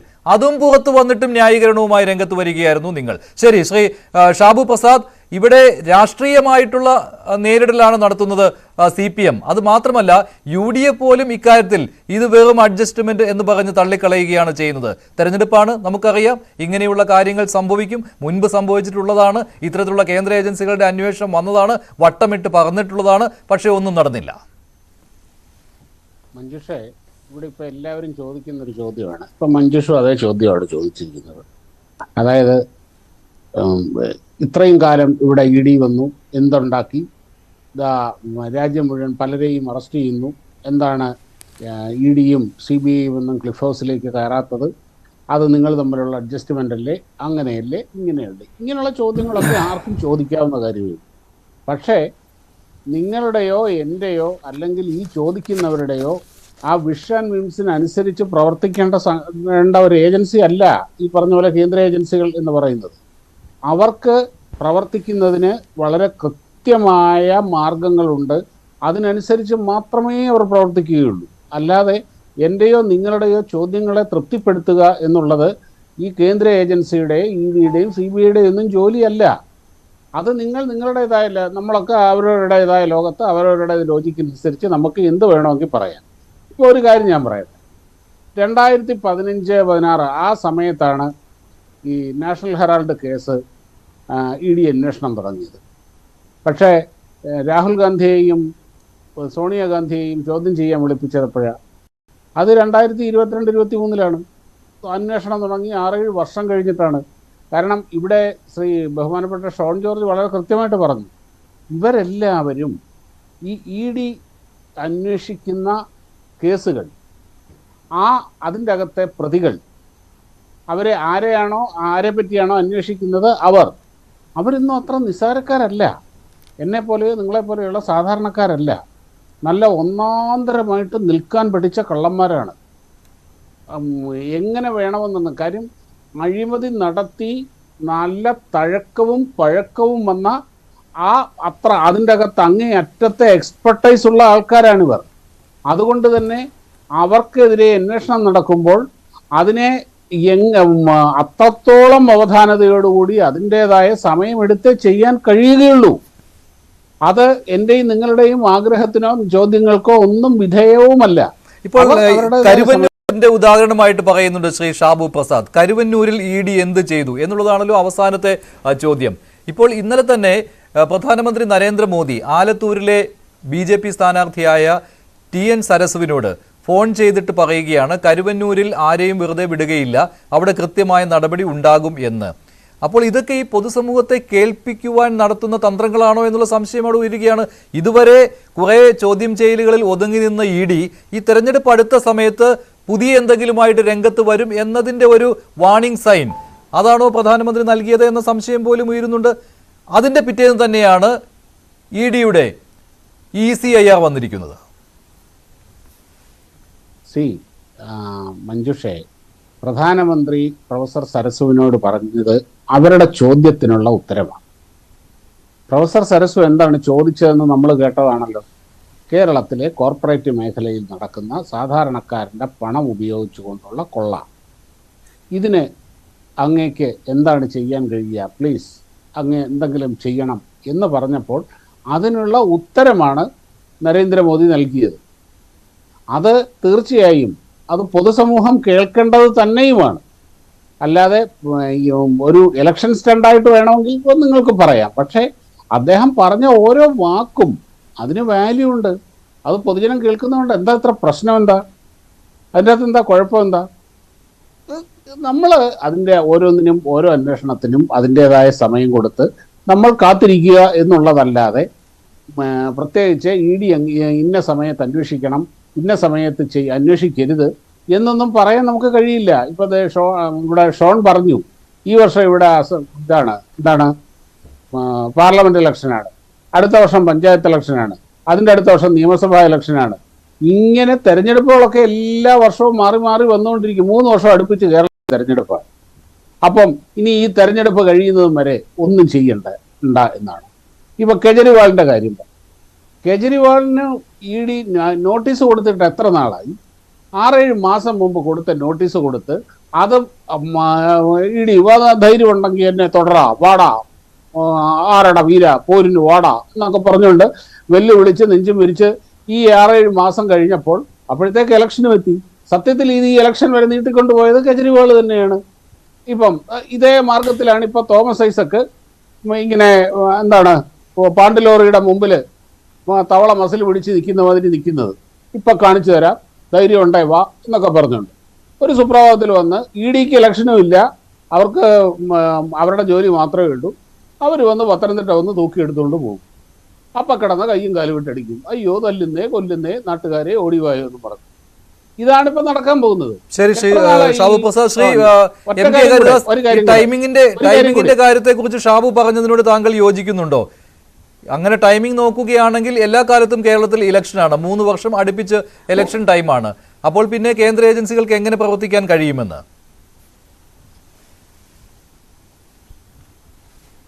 കേന്ദ്ര ഏജൻസികൾക്കൊക്കെ പ്രവർത്തിക്കാൻ പറ്റും. ഞാൻ ഏറ്റവും ഇഷ്ടപ്പെടുന്ന ഒരു TV ചർച്ചയിൽ പങ്കെടുക്കുന്ന ഒരു സുഹൃത്താണ് ഷാബു പ്രസാദ്. 2014 ഈ 2G അഴിമതി കേസ് എന്തായി ശ്രീ ഷാബു പ്രസാദ്? 2014 മുതൽ 2024 വരെ നിങ്ങളാണ് ഇവിടെ ഭരിച്ചത്. ഒരു കനിമൊഴിയും A രാജേനെയും പിടിച്ചിട്ട് 6 മാസം അകത്തിടാൻ കഴിഞ്ഞത് ഒഴിച്ച് നിങ്ങൾക്ക് എന്താണ് ആ കേസിൽ പുറത്തു കൊണ്ടുവരാൻ പറ്റിയിരിക്കുന്നത്? ഒന്നും പുറത്തു കൊണ്ടുവരാൻ പറ്റിയിട്ടില്ല. അതിനുശേഷം ഈ 2G അഴിമതി കേസ് ജനങ്ങൾ കേൾക്കുന്നത് ഇപ്പൊ ആ കേസ് എന്തോ ഒറ്റ വാചകത്തിൽ ഞാൻ അതിന്റെ മറുപടി പറയാം. അതായത് 2G കേസ് 2014 മോദി സർക്കാർ അധികാരത്തിൽ എത്തുന്നതിന് മുൻപ് തന്നെ ആ സംഭവം അതിനു മുമ്പുണ്ടായിരുന്ന UPA സർക്കാർ അന്വേഷിച്ച് സാധനം കോടതിയിൽ എത്തിക്കഴിഞ്ഞിരുന്നു. അവരുടേതായ അന്വേഷണം നടത്തി കോടതിയിൽ എത്തിക്കഴിഞ്ഞ് സബ് ജുഡീസായി മാറിക്കഴിഞ്ഞിരുന്നു 2014 മോദി സർക്കാർ അധികാരത്തിൽ വന്നപ്പോഴേക്ക്. അത് കഴിഞ്ഞ് മോദി സർക്കാരിനോ അന്വേഷണ ഏജൻസികൾക്കോ ഒന്നും ചെയ്യാനില്ല.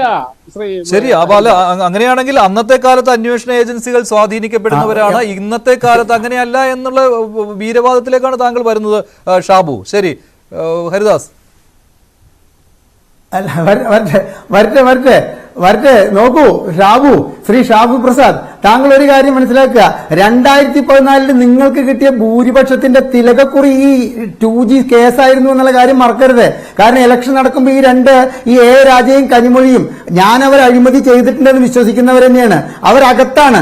അവർ പുറത്തേക്ക് ഇറങ്ങിയിട്ട് തിരിച്ച് ആ കേസ് അന്വേഷിക്കാൻ നിങ്ങൾ തയ്യാറാവാതിരുന്നതിന്റെ കാര്യം എന്താണെന്നറിയോ? എന്നാണ് DMK-യുമായിട്ട് നിങ്ങൾക്ക് തമിഴ്നാട്ടിൽ ഒരു അലയൻസ് ഉണ്ടാക്കാൻ പറ്റുക എന്നുള്ള കാര്യങ്ങൾ നോക്കി നടക്കുകയായിരുന്നു. രാഷ്ട്രീയമാണ് ശ്രീ ഷാബു പ്രസാദ്. കക്കാൻ അറിയുന്നവർക്ക് നിൽക്കാൻ അറിയാമെന്നുള്ള വ്യവസ്ഥ കേരളത്തിൽ എന്നല്ല ഇന്ത്യയിൽ മൊത്തത്തിലുണ്ട്. അപ്പോൾ 1.72 കോടി രൂപയുടെ ഒരു ക്രയവിക്രയം വീണാ വിജയൻ നടത്തിയിട്ടുണ്ടെങ്കിൽ ഇതിന് മുമ്പിലത്തെ ചർച്ചയിൽ ഞാൻ പറഞ്ഞിട്ടുള്ളതാണ് മഞ്ജുഷ്. അതിനൊക്കെ ഇത്തരത്തിലുള്ള അന്വേഷണങ്ങൾ വന്ന് അതിനെ എങ്ങനെ നേരിടണമെന്ന് കൃത്യമായിട്ടുള്ള മാർഗനിർദ്ദേശങ്ങളും കൃത്യമായിട്ടുള്ള പ്ലാൻ B ഒക്കെ ഇവരുടെ കയ്യിൽ ഉണ്ടായിരുന്നു. അതുകൊണ്ട് ഇത്തരം കാര്യങ്ങളൊക്കെ ഇപ്പൊ ഈ കാണിച്ചു കൂട്ടുന്നതൊക്കെ നമ്മുടെ കണ്ണിൽ പൊടിയിടാൻ, ജനങ്ങളുടെ കണ്ണിൽ പൊടിയിടാനുള്ള കേവലം ഇലക്ഷൻ സ്റ്റണ്ടിനപ്പുറം യാതൊന്നുമില്ല എന്നാണ് നമുക്ക് മനസ്സിലാക്കേണ്ടത്. ശ്രീ അച്യുതാനന്ദന്റെ മകനെതിരെ ഇവിടെ ഒരു ചന്ദന മാഫിയ കേസ് 7 ലക്ഷം രൂപയുടെ വന്നു. അതുപോലെ തന്നെ അദ്ദേഹത്തിനെതിരെ മറ്റൊരു കേസ് കൂടി വന്നിട്ടുണ്ട്, അതായത് ലോട്ടറി മാഫിയ. അച്യുതാനന്ദൻ പത്രസമ്മേളനത്തിൽ പങ്കെടുത്തുകൊണ്ടാണ് പറയുന്നത് ഈ 2 കേസ് CBIക്ക് വിടുന്നതിൽ ഞങ്ങൾക്ക് വിരോധമില്ല എന്ന് പറഞ്ഞത്. ഈ സംഭവം കഴിഞ്ഞിട്ട് 2 പ്രാവശ്യം ഇവിടെ UDF അധികാരത്തിൽ ഈ കേസ് UDF എന്നല്ല ഇവിടുത്തെ വിജിലൻസ് പോലും അന്വേഷിക്കാത്തതിന്റെ കാര്യം എന്താ? ആ അച്യുതാനന്ദന്റെ മകനെ പറ്റിയിട്ട് ഇപ്പൊ IHRDയിൽ അദ്ദേഹത്തിന്റെ നിയമനത്തിനെ ചോദ്യം ചെയ്തിട്ട് ഇപ്പൊ ഹൈക്കോടതിയിൽ വീണ്ടും കേസ് വന്നിരിക്കുന്നു. അപ്പൊ ഇത്തരത്തില് വീണാ വിജയന്റെ പേരിലുള്ള ഈ കേസുകളൊക്കെ നാളെ തേച്ചു മാഞ്ഞു പോവും. വീണാ വിജയൻ നാളെ ഇലക്ഷൻ വരെ നിന്നിട്ട് നമ്മളെ ഭരിക്കുന്ന ഒരു മന്ത്രി ആവേണ്ട അവസ്ഥയിലേക്ക് വരെ എത്തും. അതുപോലെ തന്നെ ഇവിടെ മണീച്ചന്റെ മാസപ്പടി കേസ് എന്തായി? ഈ കടകംപള്ളി സുരേന്ദ്രനും ഭാർഗവി തങ്കപ്പനൊക്കെ അവരുടെ ഡയറിയിൽ ഉണ്ടായിരുന്നില്ലേ? ആ ഡയറി തന്നെ ആവിയായി പോയില്ലേ? ഈ മാസപ്പടി കേസിൽ ഈ കടകംപള്ളി സുരേന്ദ്രന്റെ പേര് വന്ന ആ സുരേന്ദ്രൻ നമ്മളെ 5 വർഷം മന്ത്രിയായിട്ട് ഭരിച്ചില്ലേ? മഞ്ജുഷ, ഞാൻ ഈ ചർച്ചയിൽ പങ്കെടുത്തിരിക്കുന്നത് ഈ കേസിന്റെ എന്താവും കേസ്, ഇതൊക്കെ രാഷ്ട്രീയ പുകമറകൾ സൃഷ്ടിച്ചുകൊണ്ട് വോട്ട് നേടാനുള്ള ഒരു ശ്രമത്തിന്റെ ഭാഗം എന്നതിനപ്പുറം ഈ കേസൊന്നും എവിടേക്കും എത്താൻ പോകുന്നില്ല. ആരെങ്കിലുമൊക്കെ അറസ്റ്റ് ചെയ്യും. ഞാൻ പറഞ്ഞില്ലേ, A രാജയെയും കനിമൊഴിയെയും അകത്തിട്ട മാതിരി ഒരു പക്ഷെ ഇപ്പൊ തോമസ് ഐസക്കിന്റെ ഒക്കെ ഒരു അറസ്റ്റ് ഈ ഇലക്ഷനുമായിട്ട് നടക്കും. അതിനപ്പുറം ഈ കേസുകളൊന്നും തന്നെ മുൻപോട്ട് പോവില്ല. കാരണം എന്താണെന്നറിയോ? തമ്മിൽ കൃത്യമായിട്ടുള്ള അന്തർധാരയോട് കൂട്ടാണ് കേരളത്തിൽ രാഷ്ട്രീയം കളിക്കുന്നത് എന്നുള്ളത് നമുക്ക് കൊടകര കുഴൽപ്പണ കേസിന്റെ കേരള പോലീസ് ജനങ്ങളോട് വിളിച്ചു പറയുകയാണ്. എന്തെന്ന് ഇത് കൃത്യമായിട്ട് ഞങ്ങൾ വിവരം ഇ ഡിക്ക് കൊടുത്തിട്ടുണ്ട്. ഇ ഡി പറയാണ് ഞങ്ങൾക്ക് കിട്ടില്ല. എന്താണ്, ഞാൻ ഇ ഡിക്ക് വിവരാവകാശ അപേക്ഷ അയച്ചു, ആ അപേക്ഷ കണ്ടതായിട്ട് അവർ നടിച്ചില്ല, ഇപ്പൊ അപ്പീൽ കൊടുത്തിരിക്കുകയാണ്. ഇതാ മറ്റൊരു സംഭവം, KSIDCയിലെ ഈ കേസുമായി ബന്ധപ്പെട്ട് നടന്നിട്ടുള്ള വിവരങ്ങളുടെ വിവരാവകാശ അപേക്ഷ അയച്ചത് പൂർണ്ണമായിട്ട് നിരസിച്ചിരിക്കുകയാണ്. അപ്പൊ ജനങ്ങളിൽ നിന്ന് മറച്ചു വെക്കാൻ ഇത്തരം എക്സാലോജിക്കും CMRലും തമ്മിൽ നടത്തിയ ഇടപാടിനെ കുറിച്ചുള്ള വിവരങ്ങളാണോ താങ്കൾ ആരാഞ്ഞത് KSIDCയോട്? കാരണം KSIDCക്ക് അവിടെ 14% ഓഹരി പങ്കാളിത്തം ഉള്ളതാണല്ലോ, ആ വിവരങ്ങളാണോ?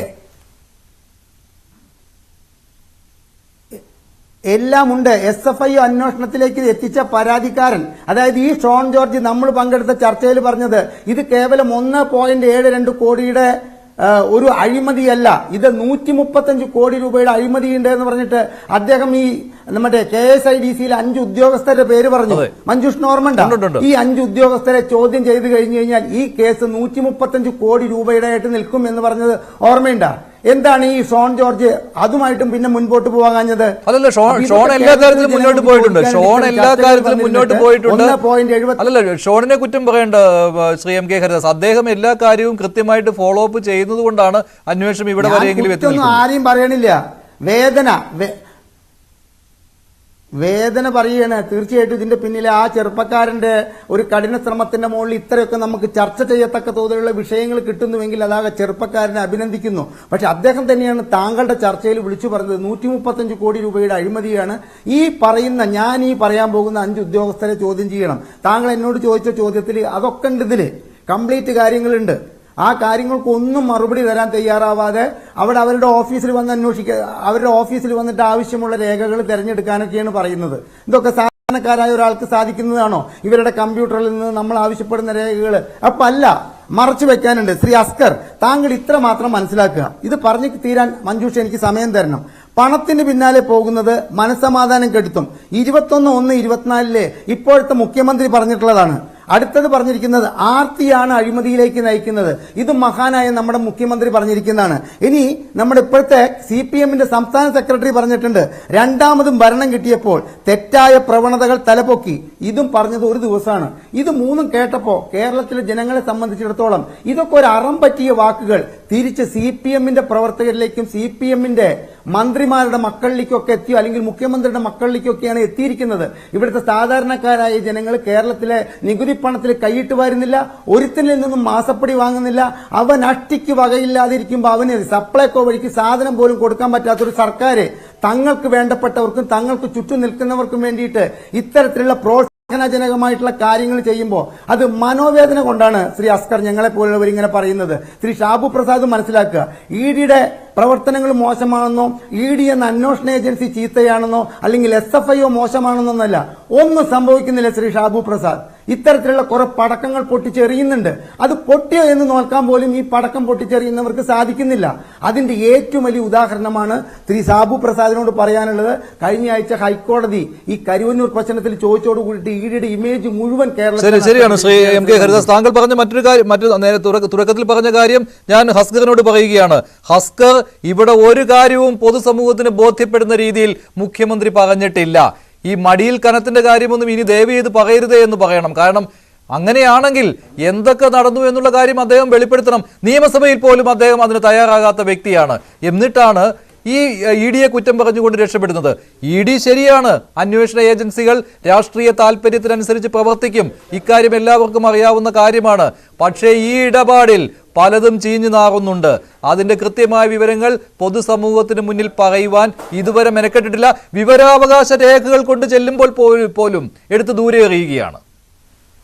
മഞ്ജുഷേ, നമ്മൾ EDയെ ഇങ്ങനെ വല്ലാതെ പ്രശംസിക്കുകയും EDയുടെ പ്രവൃത്തികളെ പ്രശംസിച്ചു. ED രാഷ്ട്രീയ പ്രേരിതമായിട്ട് പ്രവർത്തിക്കുന്നില്ല എന്ന് ഇവിടെ ആരും പറഞ്ഞില്ല. ഞാൻ പറഞ്ഞിട്ടില്ല, എന്തായാലും ഹരിദാസും പറഞ്ഞിട്ടില്ല, ഷോൺ പോലും പറഞ്ഞിട്ടില്ല. ചില മാധ്യമങ്ങളും ചില വിമർശകർക്കും ED വലിയ ആഘോഷമാണ്. ED നടത്തുന്ന പ്രവൃത്തികൾ എന്താണ് എന്നുള്ളത് നമുക്ക് മുന്നിൽ തുറന്ന പുസ്തകമായി അല്ലെങ്കിൽ അവരുടെ പ്രവൃത്തികൾ നമുക്ക് മുന്നിലേക്ക് ഇങ്ങനെ തുറന്നു വെക്കപ്പെടുകയും ചെയ്തിരിക്കുന്ന ഒരു കാലഘട്ടത്തിലാണ് നാം കടന്നു പോകുന്നത്. സ്വാഭാവികമായും EDയുടെ കൺവിക്ഷൻ റേറ്റ് എന്ന് പറയുന്നത് 0.47 ആണ്. കഴിഞ്ഞ ദിവസം ഞാൻ ഓർത്തുപോകുന്നത് ഇന്ത്യൻ എക്സ്പ്രസ് പുറത്തുവിട്ടിട്ടുള്ള ഒരു റിപ്പോർട്ടാണ്. 116 കഴിഞ്ഞ 5 വർഷത്തിനിടയിൽ 116 കേസുകളാണ് ED എടുത്തിട്ടുള്ളത്. അസ്കർ, ഇതൊക്കെ പലതവണ പറഞ്ഞിട്ടുള്ള കാര്യമാണ്. ഇ ഡി എത്ര കേസുകൾ അന്വേഷിച്ചു, അതിൽ എത്ര എണ്ണം കണ്ടെത്തി, എത്ര നേതാക്കൾക്കെതിരെ കേസെടുത്തു, അതിൽ BJP നേതാക്കളുടെ എണ്ണം 0 ഇതൊക്കെ പലതവണ പറഞ്ഞിട്ടുള്ളതാണ്. ഒറ്റ ചോദ്യമേ ഉള്ളൂ അഡ്വക്കേറ്റ് BN ഹസ്കർ. മുഖ്യമന്ത്രിയുടെ മുന്നിൽ അവതരിപ്പിക്കുന്ന ഒറ്റ ചോദ്യം, ഈ 2016 മുതൽ 2019 വരെയുള്ള ഇടപാടുകളെ കുറിച്ചുള്ള സംശയങ്ങളാണല്ലോ ഉള്ളത് പൊതുസമൂഹത്തിന്റെ മുന്നിൽ. അതാണല്ലോ മാധ്യമങ്ങൾ ചർച്ച ചെയ്യുന്നത്. ഇതിലൊരു അക്ഷരം മിണ്ടുവാൻ എന്തുകൊണ്ട് മുഖ്യമന്ത്രി മെനക്കെടുന്നില്ല? അദ്ദേഹത്തിനൊരു വാർത്താ സമ്മേളനം വിളിച്ചുകൂട്ടി 2016 മുതൽ 19 വരെ ഇന്ന കാര്യങ്ങളാണ് സംഭവിച്ചത്, അതിൽ ഞാൻ ഒരു കാര്യത്തിലും ഇടപെട്ടിട്ടില്ല, എൻ്റെ മകളുടെ കമ്പനി ഇടപെട്ടിട്ടില്ല, അനധികൃതമായിട്ട് പണം വാങ്ങിയില്ല എന്ന് പറയാൻ സംസ്ഥാനത്തിന്റെ മുഖ്യമന്ത്രിക്ക് എന്തുകൊണ്ട് കഴിയുന്നില്ല? അങ്ങനെ പറയുകയാണെങ്കിൽ നമുക്ക് കേന്ദ്ര ഏജൻസികളെ അടച്ചു കുറ്റം പറയാം. പക്ഷേ ദുരൂഹമായ ഇടപാടുകൾ നടന്നിട്ടില്ലേ എന്ന ചോദ്യം സംസ്ഥാന മുഖ്യമന്ത്രിയോട് ചോദിക്കുമ്പോൾ അത് അവസാനം ഒരു പൊട്ടിത്തെറിയിലേക്ക് കലാശിക്കുകയാണ്. മാധ്യമങ്ങളോട് ചൂടായി എണീറ്റ് പോവുകയാണ്. ഇതുകൊണ്ടാണ് സംശയം വരുന്നത് സാർ. കാരണം കരിമണൽ ഖനനത്തിന് വേണ്ടിയുള്ള അനുമതി മുഖ്യമന്ത്രിയുടെ മേശപ്പുറത്ത് എത്തി, അത് മുഖ്യമന്ത്രിയുടെ പ്രത്യേക താല്പര്യ പ്രകാരം അത് സർക്കുലേറ്റ് ചെയ്തു, അതിൽ നോട്ട് വന്നു. ഇതെല്ലാം നമ്മൾ ചർച്ച ചെയ്ത കാര്യമാണ്. എന്നിട്ട് അത് വെച്ച് താമസിച്ച് 2023 ഡിസംബർ വരെ കൊണ്ടുചെന്നെത്തിച്ചു. ഇതെല്ലാം അറിയാവുന്നതാണ്. അതുമാത്രമല്ല, കരിമണൽ ഖനനം ഇവിടെ നടന്നിട്ടുണ്ടല്ലോ. മഞ്ജുഷേ, വിഷലിപ്തവുമായിട്ടുള്ള വാർത്തകളുമായി ചില മാധ്യമങ്ങൾ, ഞാൻ അങ്ങേ മാത്രമല്ല പറയുന്നത്, ചില മാധ്യമങ്ങൾ നിരന്തരം ഇങ്ങനെ ഇടതുപക്ഷ നേതാക്കന്മാരെയും CPM-ന്റെ മുഖ്യമന്ത്രിമാരെയും വേട്ടയാടിയ ചരിത്രമാണ് കേരളത്തിലുള്ളത്. പക്ഷേ ആ വാർത്തകളുടെ ആയുസ് എന്ന് പറയുന്നത് ഒരു രാത്രിയോടുകൂടി അവസാനിക്കുന്നു എന്നുള്ളതാണ് വസ്തുത. 3 കൊല്ലങ്ങൾക്ക് മുമ്പ് നമ്മളൊക്കെ ഒന്നാകെ ഇരുന്ന് ചർച്ച ചെയ്തതാണ് സ്വർണ്ണക്കള്ളക്കടത്ത്. നാളിതുവരെ എവിടെയും എത്തിയില്ല. സാർ, ഞാൻ കേന്ദ്ര ഏജൻസികളെ ന്യായീകരിക്കുകയല്ല, അതൊക്കെ കേന്ദ്ര ഏജൻസികൾ കണ്ടെത്തട്ടെ. ഇപ്പോൾ നമ്മൾ ചർച്ച ചെയ്യുന്ന ഈ വിഷയം കരിമണലായാലും CMRL ആണെങ്കിലും KSIDC ആണെങ്കിലും എക്സാലോജിക് ആണെങ്കിലും ഇതുവരെ കൃത്യമായ ഒരു മറുപടി മുഖ്യമന്ത്രിയിൽ നിന്നുണ്ടായിട്ടുണ്ടോ ഇല്ലയോ? അത് താങ്കൾ പറയൂ. അപ്പോൾ താങ്കൾ പറയുമ്പോൾ മുഖ്യമന്ത്രി ഇക്കാര്യത്തിൽ മിണ്ടേണ്ട ആളല്ല എന്ന്. മുഖ്യമന്ത്രി ഇത്തരം വിഷലിപ്തമായ വാർത്തകൾക്കൊക്കെ തന്നെ മറുപടി പറയണം എന്ന് വാശി പിടിക്കുന്നിടത്താണ് പ്രശ്നം. മുമ്പ് അങ്ങനെ ആയിരുന്നില്ലല്ലോ. ഉമ്മൻചാണ്ടി എല്ലാ കാര്യത്തിനും മറുപടി പറയണമെന്ന് വാശി പിടിച്ചവരായിരുന്നുവല്ലോ അന്നത്തെ പ്രതിപക്ഷമായിരുന്ന LDF. ഇവിടെ അന്നത്തെ മുഖ്യമന്ത്രിയായിരുന്ന ഉമ്മൻചാണ്ടി ഓരോ വാർത്താ സമ്മേളനങ്ങളിലും വന്ന് കാര്യങ്ങൾ വിശദീകരിക്കുമായിരുന്നല്ലോ. എന്നിട്ടും പക്ഷേ അന്ന് ഞങ്ങളെപ്പോലുള്ള മാധ്യമങ്ങൾക്ക് അത് തൃപ്തിയാകാറില്ല. അദ്ദേഹത്തെ തുടർച്ചയായി വിമർശിക്കുകയും ചെയ്തിട്ടുള്ളതാണ്. അത് ഒരു മുഖ്യമന്ത്രിയാകുമ്പോൾ, ഭരണാധികാരിയാകുമ്പോൾ വിമർശനത്തിന് വിധേയരാണ്. മറുപടി പറയുവാനുള്ള ബാധ്യതയുമുണ്ട്. അല്ലാതെ അത് വിഷലിപ്തം എന്ന് പറഞ്ഞുകൊണ്ട് തള്ളിക്കളയുകയല്ല. എങ്ങനെ വിഷലിപ്തമാവും? എക്സാലോജിക് എന്ന കമ്പനി CMRL-ഉമായിട്ട് ഇടപാട് നടത്തിയിട്ടില്ലേ? ആ ഇടപാടിൽ എന്ത് സേവനമാണ് നൽകിയിട്ടുള്ളതെന്ന് ഇതുവരെ വിശദീകരിക്കാൻ കഴിഞ്ഞിട്ടുണ്ടോ? ഇന്ററിം സെറ്റിൽമെന്റ് ബോർഡ് കണ്ടെത്തിയതല്ലേ? അതിന്മേൽ ഒരു മറുപടി ഇതുവരെ മുഖ്യമന്ത്രിയിൽ നിന്നുണ്ടായിട്ടുണ്ടോ? PV എന്ന പേര് അവിടെ എഴുതി ചേർത്തതാണല്ലോ. അതെന്തുകൊണ്ട് അതിനെ കുറിച്ച് ഇതുവരെ അത് അംഗീകരിക്കാൻ തയ്യാറാകാത്തതും മറ്റ് നേതാക്കൾ അംഗീകരിക്കുകയും ചെയ്തത്? ഇതെല്ലാം പൊതുസമൂഹത്തിന് മുന്നിലുള്ളതാണ്. ഈ ചോദ്യങ്ങൾക്ക് മുഖ്യമന്ത്രി മറുപടി പറയേണ്ടതാണ്. മറുപടി പറയാൻ തുനിയുകയുമില്ല. എന്തെങ്കിലും പറഞ്ഞു വരുമ്പോൾ എതിർ ചോദ്യം ഉണ്ടാകുമ്പോൾ എണീറ്റ് പോവുകയും ചെയ്യും. അങ്ങനല്ല, മാധ്യമങ്ങളുടെ ഒരു തോന്നലുകളും മാധ്യമങ്ങളുടെ ചില നിർബന്ധങ്ങളും ഏതൊരു രാഷ്ട്രീയ നേതാവും അവർ ചോദിക്കുന്ന ചോദ്യങ്ങൾക്ക് ഉത്തരം പറയണം എന്നുള്ളതാണ്. സ്വാഭാവികമായും ആരും വിമർശനത്തിന് അതീതരല്ല. മാധ്യമ പ്രവർത്തകരും വിമർശനത്തിന് അതീതരല്ല ജനാധിപത്യ സംവിധാനത്തിൽ. സ്വാഭാവികമായും ഒരു രാഷ്ട്രീയ നേതാവിനെ, പൊതുപ്രവർത്തകനെ സംബന്ധിച്ചിടത്തോളം തങ്ങളുടെ ജീവിതം സുതാര്യമായിരിക്കണം, തങ്ങളുടെ കൈകളിൽ അശുദ്ധിയില്ല, കറ പറ്റിയിട്ടില്ലെന്ന് ബോധ്യപ്പെടുത്തേണ്ടത് തങ്ങളുടെ ജീവിതം കൊണ്ടാണ്. സഖാവ് പിണറായി വിജയനെ സംബന്ധിച്ചിടത്തോളം കഴിഞ്ഞ 6.5 പതിറ്റാണ്ട് കാലത്തിലധികമായി പൊതുജീവിതം നയിക്കുന്ന വ്യക്തി എന്ന നിലയിൽ അദ്ദേഹത്തെ സംബന്ധിച്ച് CPI-ന്റെ ഓരോ പ്രവർത്തകർക്കും കൃത്യമായ ബോധ്യമുണ്ടെന്നേ. അല്ല, CPM മാത്രമല്ലേ കേരളത്തിൽ ജീവിക്കുന്നത്? CPM-ന്റെ പ്രവർത്തകർ മാത്രമല്ല കേരളത്തിൽ ജീവിക്കുന്ന അഡ്വക്കേറ്റ് ഹസ്കർ. നേരത്തെയും ഞാൻ പറഞ്ഞു, കേഡർക്ക് മാത്രം മനസ്സിലായാൽ പോരാ. ശ്രീ ഷാബു പ്രസാദ്, ഇങ്ങനെയാണെങ്കിൽ കൂടി ഈ കേന്ദ്ര ഏജൻസികളുടെയും വിശ്വാസ്യത തകർന്ന ഒരു സാഹചര്യത്തിൽ തന്നെയാണ് ഈ അന്വേഷണം നടക്കുന്നത്. അല്ലെങ്കിൽ ഈ മുഖ്യമന്ത്രിക്കും മകൾക്കുമെതിരെ ഇത്രയും ആരോപണങ്ങൾ വന്നിട്ടും സമയമായില്ല എന്ന് പറഞ്ഞ് നീട്ടിക്കൊണ്ടു പോവുകയാണ്. ഞങ്ങൾക്ക് കണ്ടെത്താൻ കഴിഞ്ഞില്ല എന്നല്ലേ കരുവന്നൂർ കേസിൽ ഹൈക്കോടതി ചോദിച്ചത്? എന്താണ്? ഞാൻ ഇതിനു മുമ്പുള്ള റൗണ്ടിൽ ഞാൻ കൃത്യമായിട്ട് പറഞ്ഞല്ലോ മഞ്ജുഷേ, ശരി, നിങ്ങൾക്ക് ചോദിക്കാൻ അവകാശമുണ്ട്, ആർക്കും ചോദിക്കാൻ അവകാശമുണ്ട്. പക്ഷേ ആ ചോദ്യങ്ങൾക്ക് വിധേയമായിട്ടല്ല ഈ സംവിധാനങ്ങൾ പ്രവർത്തിക്കുന്നത്.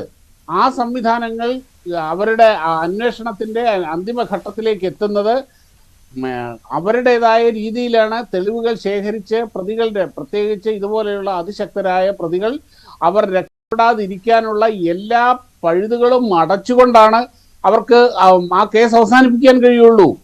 അതിൻ്റെതായ സമയത്തെ നടക്കുകയുമുള്ളൂ. അത് നിങ്ങളുടെയോ എൻ്റെയോ ഇവിടെ ഇരിക്കുന്ന ആരുടെയോ ആഗ്രഹത്തിനനുസരിച്ചും നമ്മുടെ ചർച്ച ഒഴിപ്പിക്കാൻ വേണ്ട വിഷയം തരുന്ന രീതിയിലും ആവണമെന്നില്ല. അത് നിങ്ങളെ തൃപ്തിപ്പെടുത്തണമെന്നുമില്ല അതിൻ്റെ രീതികൾ. അത് നിങ്ങൾക്ക് നമ്മളിനി എന്തൊക്കെ മസിൽ പിടിച്ചാലും അത് അങ്ങനെയേ നടക്കൂ, അങ്ങനെ നടക്കാൻ പാടുള്ളൂ. അതാണ് അതിന്റെ സിസ്റ്റം എന്ന് പറയുന്നത്. ഇവിടെ ഇങ്ങനെ അഴിമതികൾ കുന്നുകൂടിക്കൊണ്ടിരിക്കും. എന്റെ കൈകൾ ശുദ്ധമാണ് എന്ന് ഭരണാധികാരി പറയും. അതിൽ തൃപ്തരായിട്ട് കേഡറുകൾ നിൽക്കും. പിന്നെ ഒരു അന്വേഷണം വരും, അതെങ്ങും എത്താതെ പൂട്ടിക്കെട്ടി സ്ഥലപ്പെടുകയും ചെയ്യും. ഇങ്ങനെയാണെങ്കിൽ എന്ത് അന്വേഷണം? അഴിമതി നടക്കട്ടെ. മുഖ്യമന്ത്രി അകത്ത് കിടക്കുന്നത് കണ്ടല്ലോ നിങ്ങള്. 2 മുഖ്യമന്ത്രിമാരെ തൂക്കിയെടുത്തകത്തിട്ട് കണ്ടല്ലോ. തമിഴ്നാട്ടിൽ നാട് ഭരിക്കുന്ന മന്ത്രിമാരകത്തായത് കണ്ടതാണല്ലോ. ഓരോ കേസിന്റെ സ്വഭാവത്തിനനുസരിച്ച് മാത്രമേ അതിന്റെ രീതിയിൽ അതിന്റെ പ്രൊസീഡിങ്സ് നടക്കുകയുള്ളൂ മഞ്ജുഷേ. പിന്നെ മറ്റൊരു കാര്യം പറയട്ടെ, ഇവിടെ ഇന്ന് എം വി ഗോവിന്ദൻ പറയുന്നത് കേട്ടു, ഇവർ കൂലിപ്പണിക്കാരാണ് എന്ന്. എന്താ ഈ കൂലിപ്പണി എന്ന് പറയുന്നത്? ശരിയാണ്, അവർ കേന്ദ്ര ഗവൺമെന്റ് ജീവനക്കാരാണ്, അവർക്ക് അതിനുള്ള ശമ്പളം കിട്ടുന്നുണ്ട്. ആ ശമ്പളത്തിന്റെ മറ്റൊരു പേരാണ് കൂലി എന്ന് പറയുന്നത്. എന്താ കൂലി എന്ന വാക്കിനോട് ഇത്ര വലിയ ഈ തൊഴിലാളി പാർട്ടിക്ക് കൂലിയോടും കൂലിപ്പണിയോടും എന്താ ഇത്ര പുജ്ഞം, ഇത്രമണ? അതോ മാസപ്പടിയും കള്ളക്കടത്തും ഒക്കെ ശീലിച്ചപ്പം കൂലി എന്നത് ഇവർക്ക് ഇത്രമാത്രം പുച്ഛിക്കാനുള്ള ഒരു കാര്യമായി മാറിയോ? അതാണ് ഇവരിൽ ഉണ്ടാകുന്ന ആ ഒരു കാലത്തിന്റെ മാറ്റം. നമുക്ക് ഇവർ പോലും അറിയാതെ ഇവരുടെ നാവിൽ നിന്ന് പുറത്തു വരുന്ന ചില അഹങ്കാരത്തിന്റെ വാക്കുകളിൽ കൂടെ നമുക്ക് വ്യക്തമാവുന്നുണ്ട്. ഇവർക്ക് വളരെ കൃത്യമായിട്ട്, അതായത് ഇതാണിവരുടെ മനോഭാവം എന്നുള്ളത്. കൂലിപ്പണി എന്ന് പറയുന്നത് അത് ഈ നാട്ടിലെ കൂലിപ്പണി എടുത്ത് ജീവിക്കുന്ന പാവപ്പെട്ട ജനങ്ങളെ മുഴുവനുമല്ലേ ഈ മനുഷ്യൻ പുച്ഛിച്ചത്? എന്താണ് കൂലിപ്പണി എന്ന് പറഞ്ഞു കഴിഞ്ഞാൽ ഇത്ര മോശമായ കാര്യമാണോ? ഷാബു, എം വി ഗോവിന്ദൻ പറഞ്ഞത് വളരെ വസ്തുതാപരമായിട്ടുള്ള ഒരു ഫാക്ച്വൽ ഇൻഫർമേഷൻ ആണെന്ന് അങ്ങ് മനസ്സിലാക്കിയിട്ടില്ല എന്നുള്ളതാണ് എനിക്ക് തോന്നുന്നത്. കാരണം അദ്ദേഹം പറഞ്ഞത് കൂലിപ്പണി എന്നുള്ളത് അങ്ങ് തെറ്റിദ്ധരിക്കണ്ട. BJP-യുടെയും കേന്ദ്ര ഗവൺമെന്റിന്റെയും കൂലിപ്പട്ടാളമായിട്ടാണ് ED-യും കേന്ദ്ര ഏജൻസികളും പ്രവർത്തിക്കുന്നത്. അല്ല, നിങ്ങൾ RSSന്റെ നാഗ്പൂരിൽ നിന്നല്ലല്ലോ ശമ്പളം കൊടുക്കുന്നത്. അല്ല, കേന്ദ്ര ഗവൺമെന്റ് ശമ്പളം കൊടുക്കുന്നത്. എന്റെയും അങ്ങയുടെയും നികുതി പണം കൊണ്ടാണ് ശമ്പളം കൊടുക്കുന്നത്. അതെ, നമ്മുടെ രാജ്യത്തെ ഭരണഘടന അനുസരിച്ച് പ്രവർത്തിക്കാനുള്ള ബാധ്യത അവർക്കുണ്ട്. എന്റെയും നിങ്ങളുടെയും കൂലിപ്പണിക്കാർ തന്നെയാണ് അവർ. അങ്ങനെയെങ്കിൽ പ്രശ്നം ഒരു കുറവുമില്ലെന്നേ. അങ്ങനെയെങ്കിൽ ഒരൊറ്റ കാര്യമേ ഉള്ളൂ, അവർ ചെയ്യേണ്ടിയിരുന്നത് കോൺഗ്രസിന്റെയും മറ്റ് പ്രതിപക്ഷ നേതാക്കന്മാരുടെയും ED-യെ കൊണ്ട് നോട്ടീസ് നൽകുകയും അവർ തിരിച്ച് BJP-യിലേക്ക് ചുവടുമാറുമ്പോ, അവർ കളം മാറുമ്പോ കേസുകൾക്ക് എന്ത് സംഭവിക്കുന്നു? അഴിമതി നടത്തുന്നവൻ ഏത് കൊമ്പനായാലും അകത്ത് കിടക്കും. അത് വേണ്ട. മാളത്തിൽ പുക കയറിയ പോലെ അകത്തായപ്പോ 116 കേസുകൾ എടുത്തതിൽ 114 പ്രതിപക്ഷ നേതാക്കന്മാർക്കെതിരെയാണ്. 2 ആളുകൾക്കെതിരെ മാത്രമേ ED കേസെടുത്തിട്ടുള്ളൂ. പുറത്തുള്ളവർ ആ 114 നേതാക്കന്മാരും പ്രതിപക്ഷ നേതാക്കന്മാരാണ്. ED അന്വേഷണം തുടങ്ങി റെയ്ഡ് നടത്തി കഴിഞ്ഞാൽ അത്തരം പ്രതിപക്ഷ നേതാക്കന്മാർ BJP-യിലേക്ക് ചുവടുമാറിയാൽ അവർക്കെതിരെ ഒരു കേസും എടുക്കുന്നില്ലെന്നേ. അതാണ് ഞങ്ങളുടെ വിഷമം. നിങ്ങൾ സത്യസന്ധമായി കേന്ദ്ര ഏജൻസി പ്രവർത്തിക്കുകയാണെങ്കിൽ ഇത്തരത്തിൽ കൊള്ള ചെയ്യുന്ന മുഴുവൻ ആളുകൾക്കെതിരെ കേസെടുക്കണമെന്നേ. അന്വേഷണം നിങ്ങളുടെ പാർട്ടി സംവിധാനം ഉപയോഗിച്ച് പുറത്തു കൊണ്ടുവന്ന് ഒരു വാദത്തിന് വേണ്ടി നിങ്ങൾ പറയുന്നത് ശരിയാണെന്ന് ഒരു വാദത്തിന് വേണ്ടി നിങ്ങൾ പറയുന്നത് നമ്മൾ അംഗീകരിച്ചാൽ തന്നെ ഒരു കാര്യം ഞാൻ പറയട്ടെ, നിങ്ങൾക്ക് നിങ്ങളുടേതായ സംവിധാനങ്ങൾ, ഇതാ ഇന്ന സംസ്ഥാനത്തെ ഇന്ന BJP നേതാവ് ഇതുപോലെ അഴിമതി കാണിച്ചു, ആ അഴിമതിയുടെ ഡീറ്റെയിൽസ് ഇതാ എന്ന് പറഞ്ഞ് കോടതിയെ സമീപിക്കാൻ നിങ്ങൾക്ക് സ്വാതന്ത്ര്യമില്ലേ ഹസ്കർ? അപ്പോൾ ആ അത് അന്വേഷിക്കണമെന്നും പറഞ്ഞുകൊണ്ട് ED-ക്കോ ഈ രാജ്യത്തെ ഏത് അന്വേഷണ ഏജൻസിക്കോ ഉത്തരവിടാൻ ഈ നാട്ടിലെ കോടതിക്ക് കഴിയില്ലേ? ഈ ചാനലിൽ വന്നിരുന്ന ഈ പ്രസംഗിക്കുന്ന സമയം കൊണ്ട് ദാ ഇന്ന BJP-കാരൻ, ഇന്ന BJP മുഖ്യമന്ത്രി, പോകൂ അന്വേഷിക്കൂ, ഇത്ര രൂപയുടെ അഴിമതി കാണിച്ചിട്ടുണ്ട്, ഇന്ന ഇടപാടിൽ കാണിച്ചിട്ടുണ്ട് എന്ന് പറഞ്ഞുകൊണ്ട് ഈ നാട്ടിലെ നിയമ സംവിധാനത്തിനെ സമീപിക്കാൻ നിങ്ങളുടെ അവകാശം നിങ്ങൾക്ക് ഉപയോഗിക്കാമല്ലോ. നിങ്ങൾ ഉപയോഗിച്ചിട്ടുണ്ടോ? അതിനു പകരം ഈ ചാനലിൽ വന്നിരുന്ന് ഗോകുവ വിളിച്ചിട്ട് കാര്യമില്ല ഹസ്കർ. ഷാബു, അങ്ങൊരു കാര്യം മനസ്സിലാക്കൂ. ഇന്ററിം സെറ്റിൽമെന്റ് ബോർഡിലെ PV എന്ന് പറയുന്ന ഒരു വ്യക്തി കഴിഞ്ഞ നാളുകളിലാണ് BJP-യുടെ പാളയത്തിൽ തലയൊളിപ്പിച്ചിട്ടുള്ളത്. ആ PV എന്ന് പറയുന്ന ആൾ ED ഭയന്നാണ് പാളയത്തിൽ തലയൊളിപ്പിച്ചിട്ടുള്ളതെന്ന് കേരളത്തിലെ പൊതുസമൂഹത്തിന് കൃത്യമായി ബോധ്യപ്പെട്ടിട്ടുള്ളതാ. അപ്പോ അങ്ങനെ പലരും ഭയന്ന് ED-യുടെ ഭീഷണിക്ക് മുന്നിൽ, കേന്ദ്ര സർക്കാരിന്റെ ഭീഷണിക്ക് മുന്നിൽ ഭയന്നിട്ടുണ്ടാവും. പക്ഷെ CPM നേതാക്കന്മാരെ അതിന് ലഭിക്കില്ല. CPM നേതാക്കന്മാർ എന്തിനാ ഈ തോമസ് ഐസക് പിന്നെ ഈ മാളത്തിൽ പുക നടക്കുന്നത്? ഇയാള് വന്ന് ഇയാള് വന്ന് എന്നെ ചോദ്യം ചെയ്യപ്പ എന്താന്ന് വെച്ചാൽ എടുത്തോണ്ട് പോ എന്ന് പറയാനുള്ള ചങ്കുറപ്പ്. ഞാൻ അവസാനിപ്പിക്കുകയാണ്, സമയം കഴിഞ്ഞു. അതുകൊണ്ടാണ്. ശരി ഷാബു, ശരി അഡ്വക്കേറ്റ് BN ഹസ്കർ, നന്ദി രണ്ടുപേർക്കും. ഒപ്പം ശ്രീ ഷോൺ ജോർജ്, ശ്രീ MK ഹരിദാസ്. ഇന്നത്തെ പയൻ ഡിബേറ്റിലെ ചോദ്യം ഇതായിരുന്നു: മാസപ്പടി കേസിലെ ED അന്വേഷണം ലക്ഷ്യം മുഖ്യമന്ത്രിയോ? അതെ എന്ന് 82% പ്രേക്ഷകർ, അല്ല എന്ന് 13%. പയൻ ഡിബേറ്റ് അവസാനിക്കുന്നു. നന്ദി, നമസ്കാരം.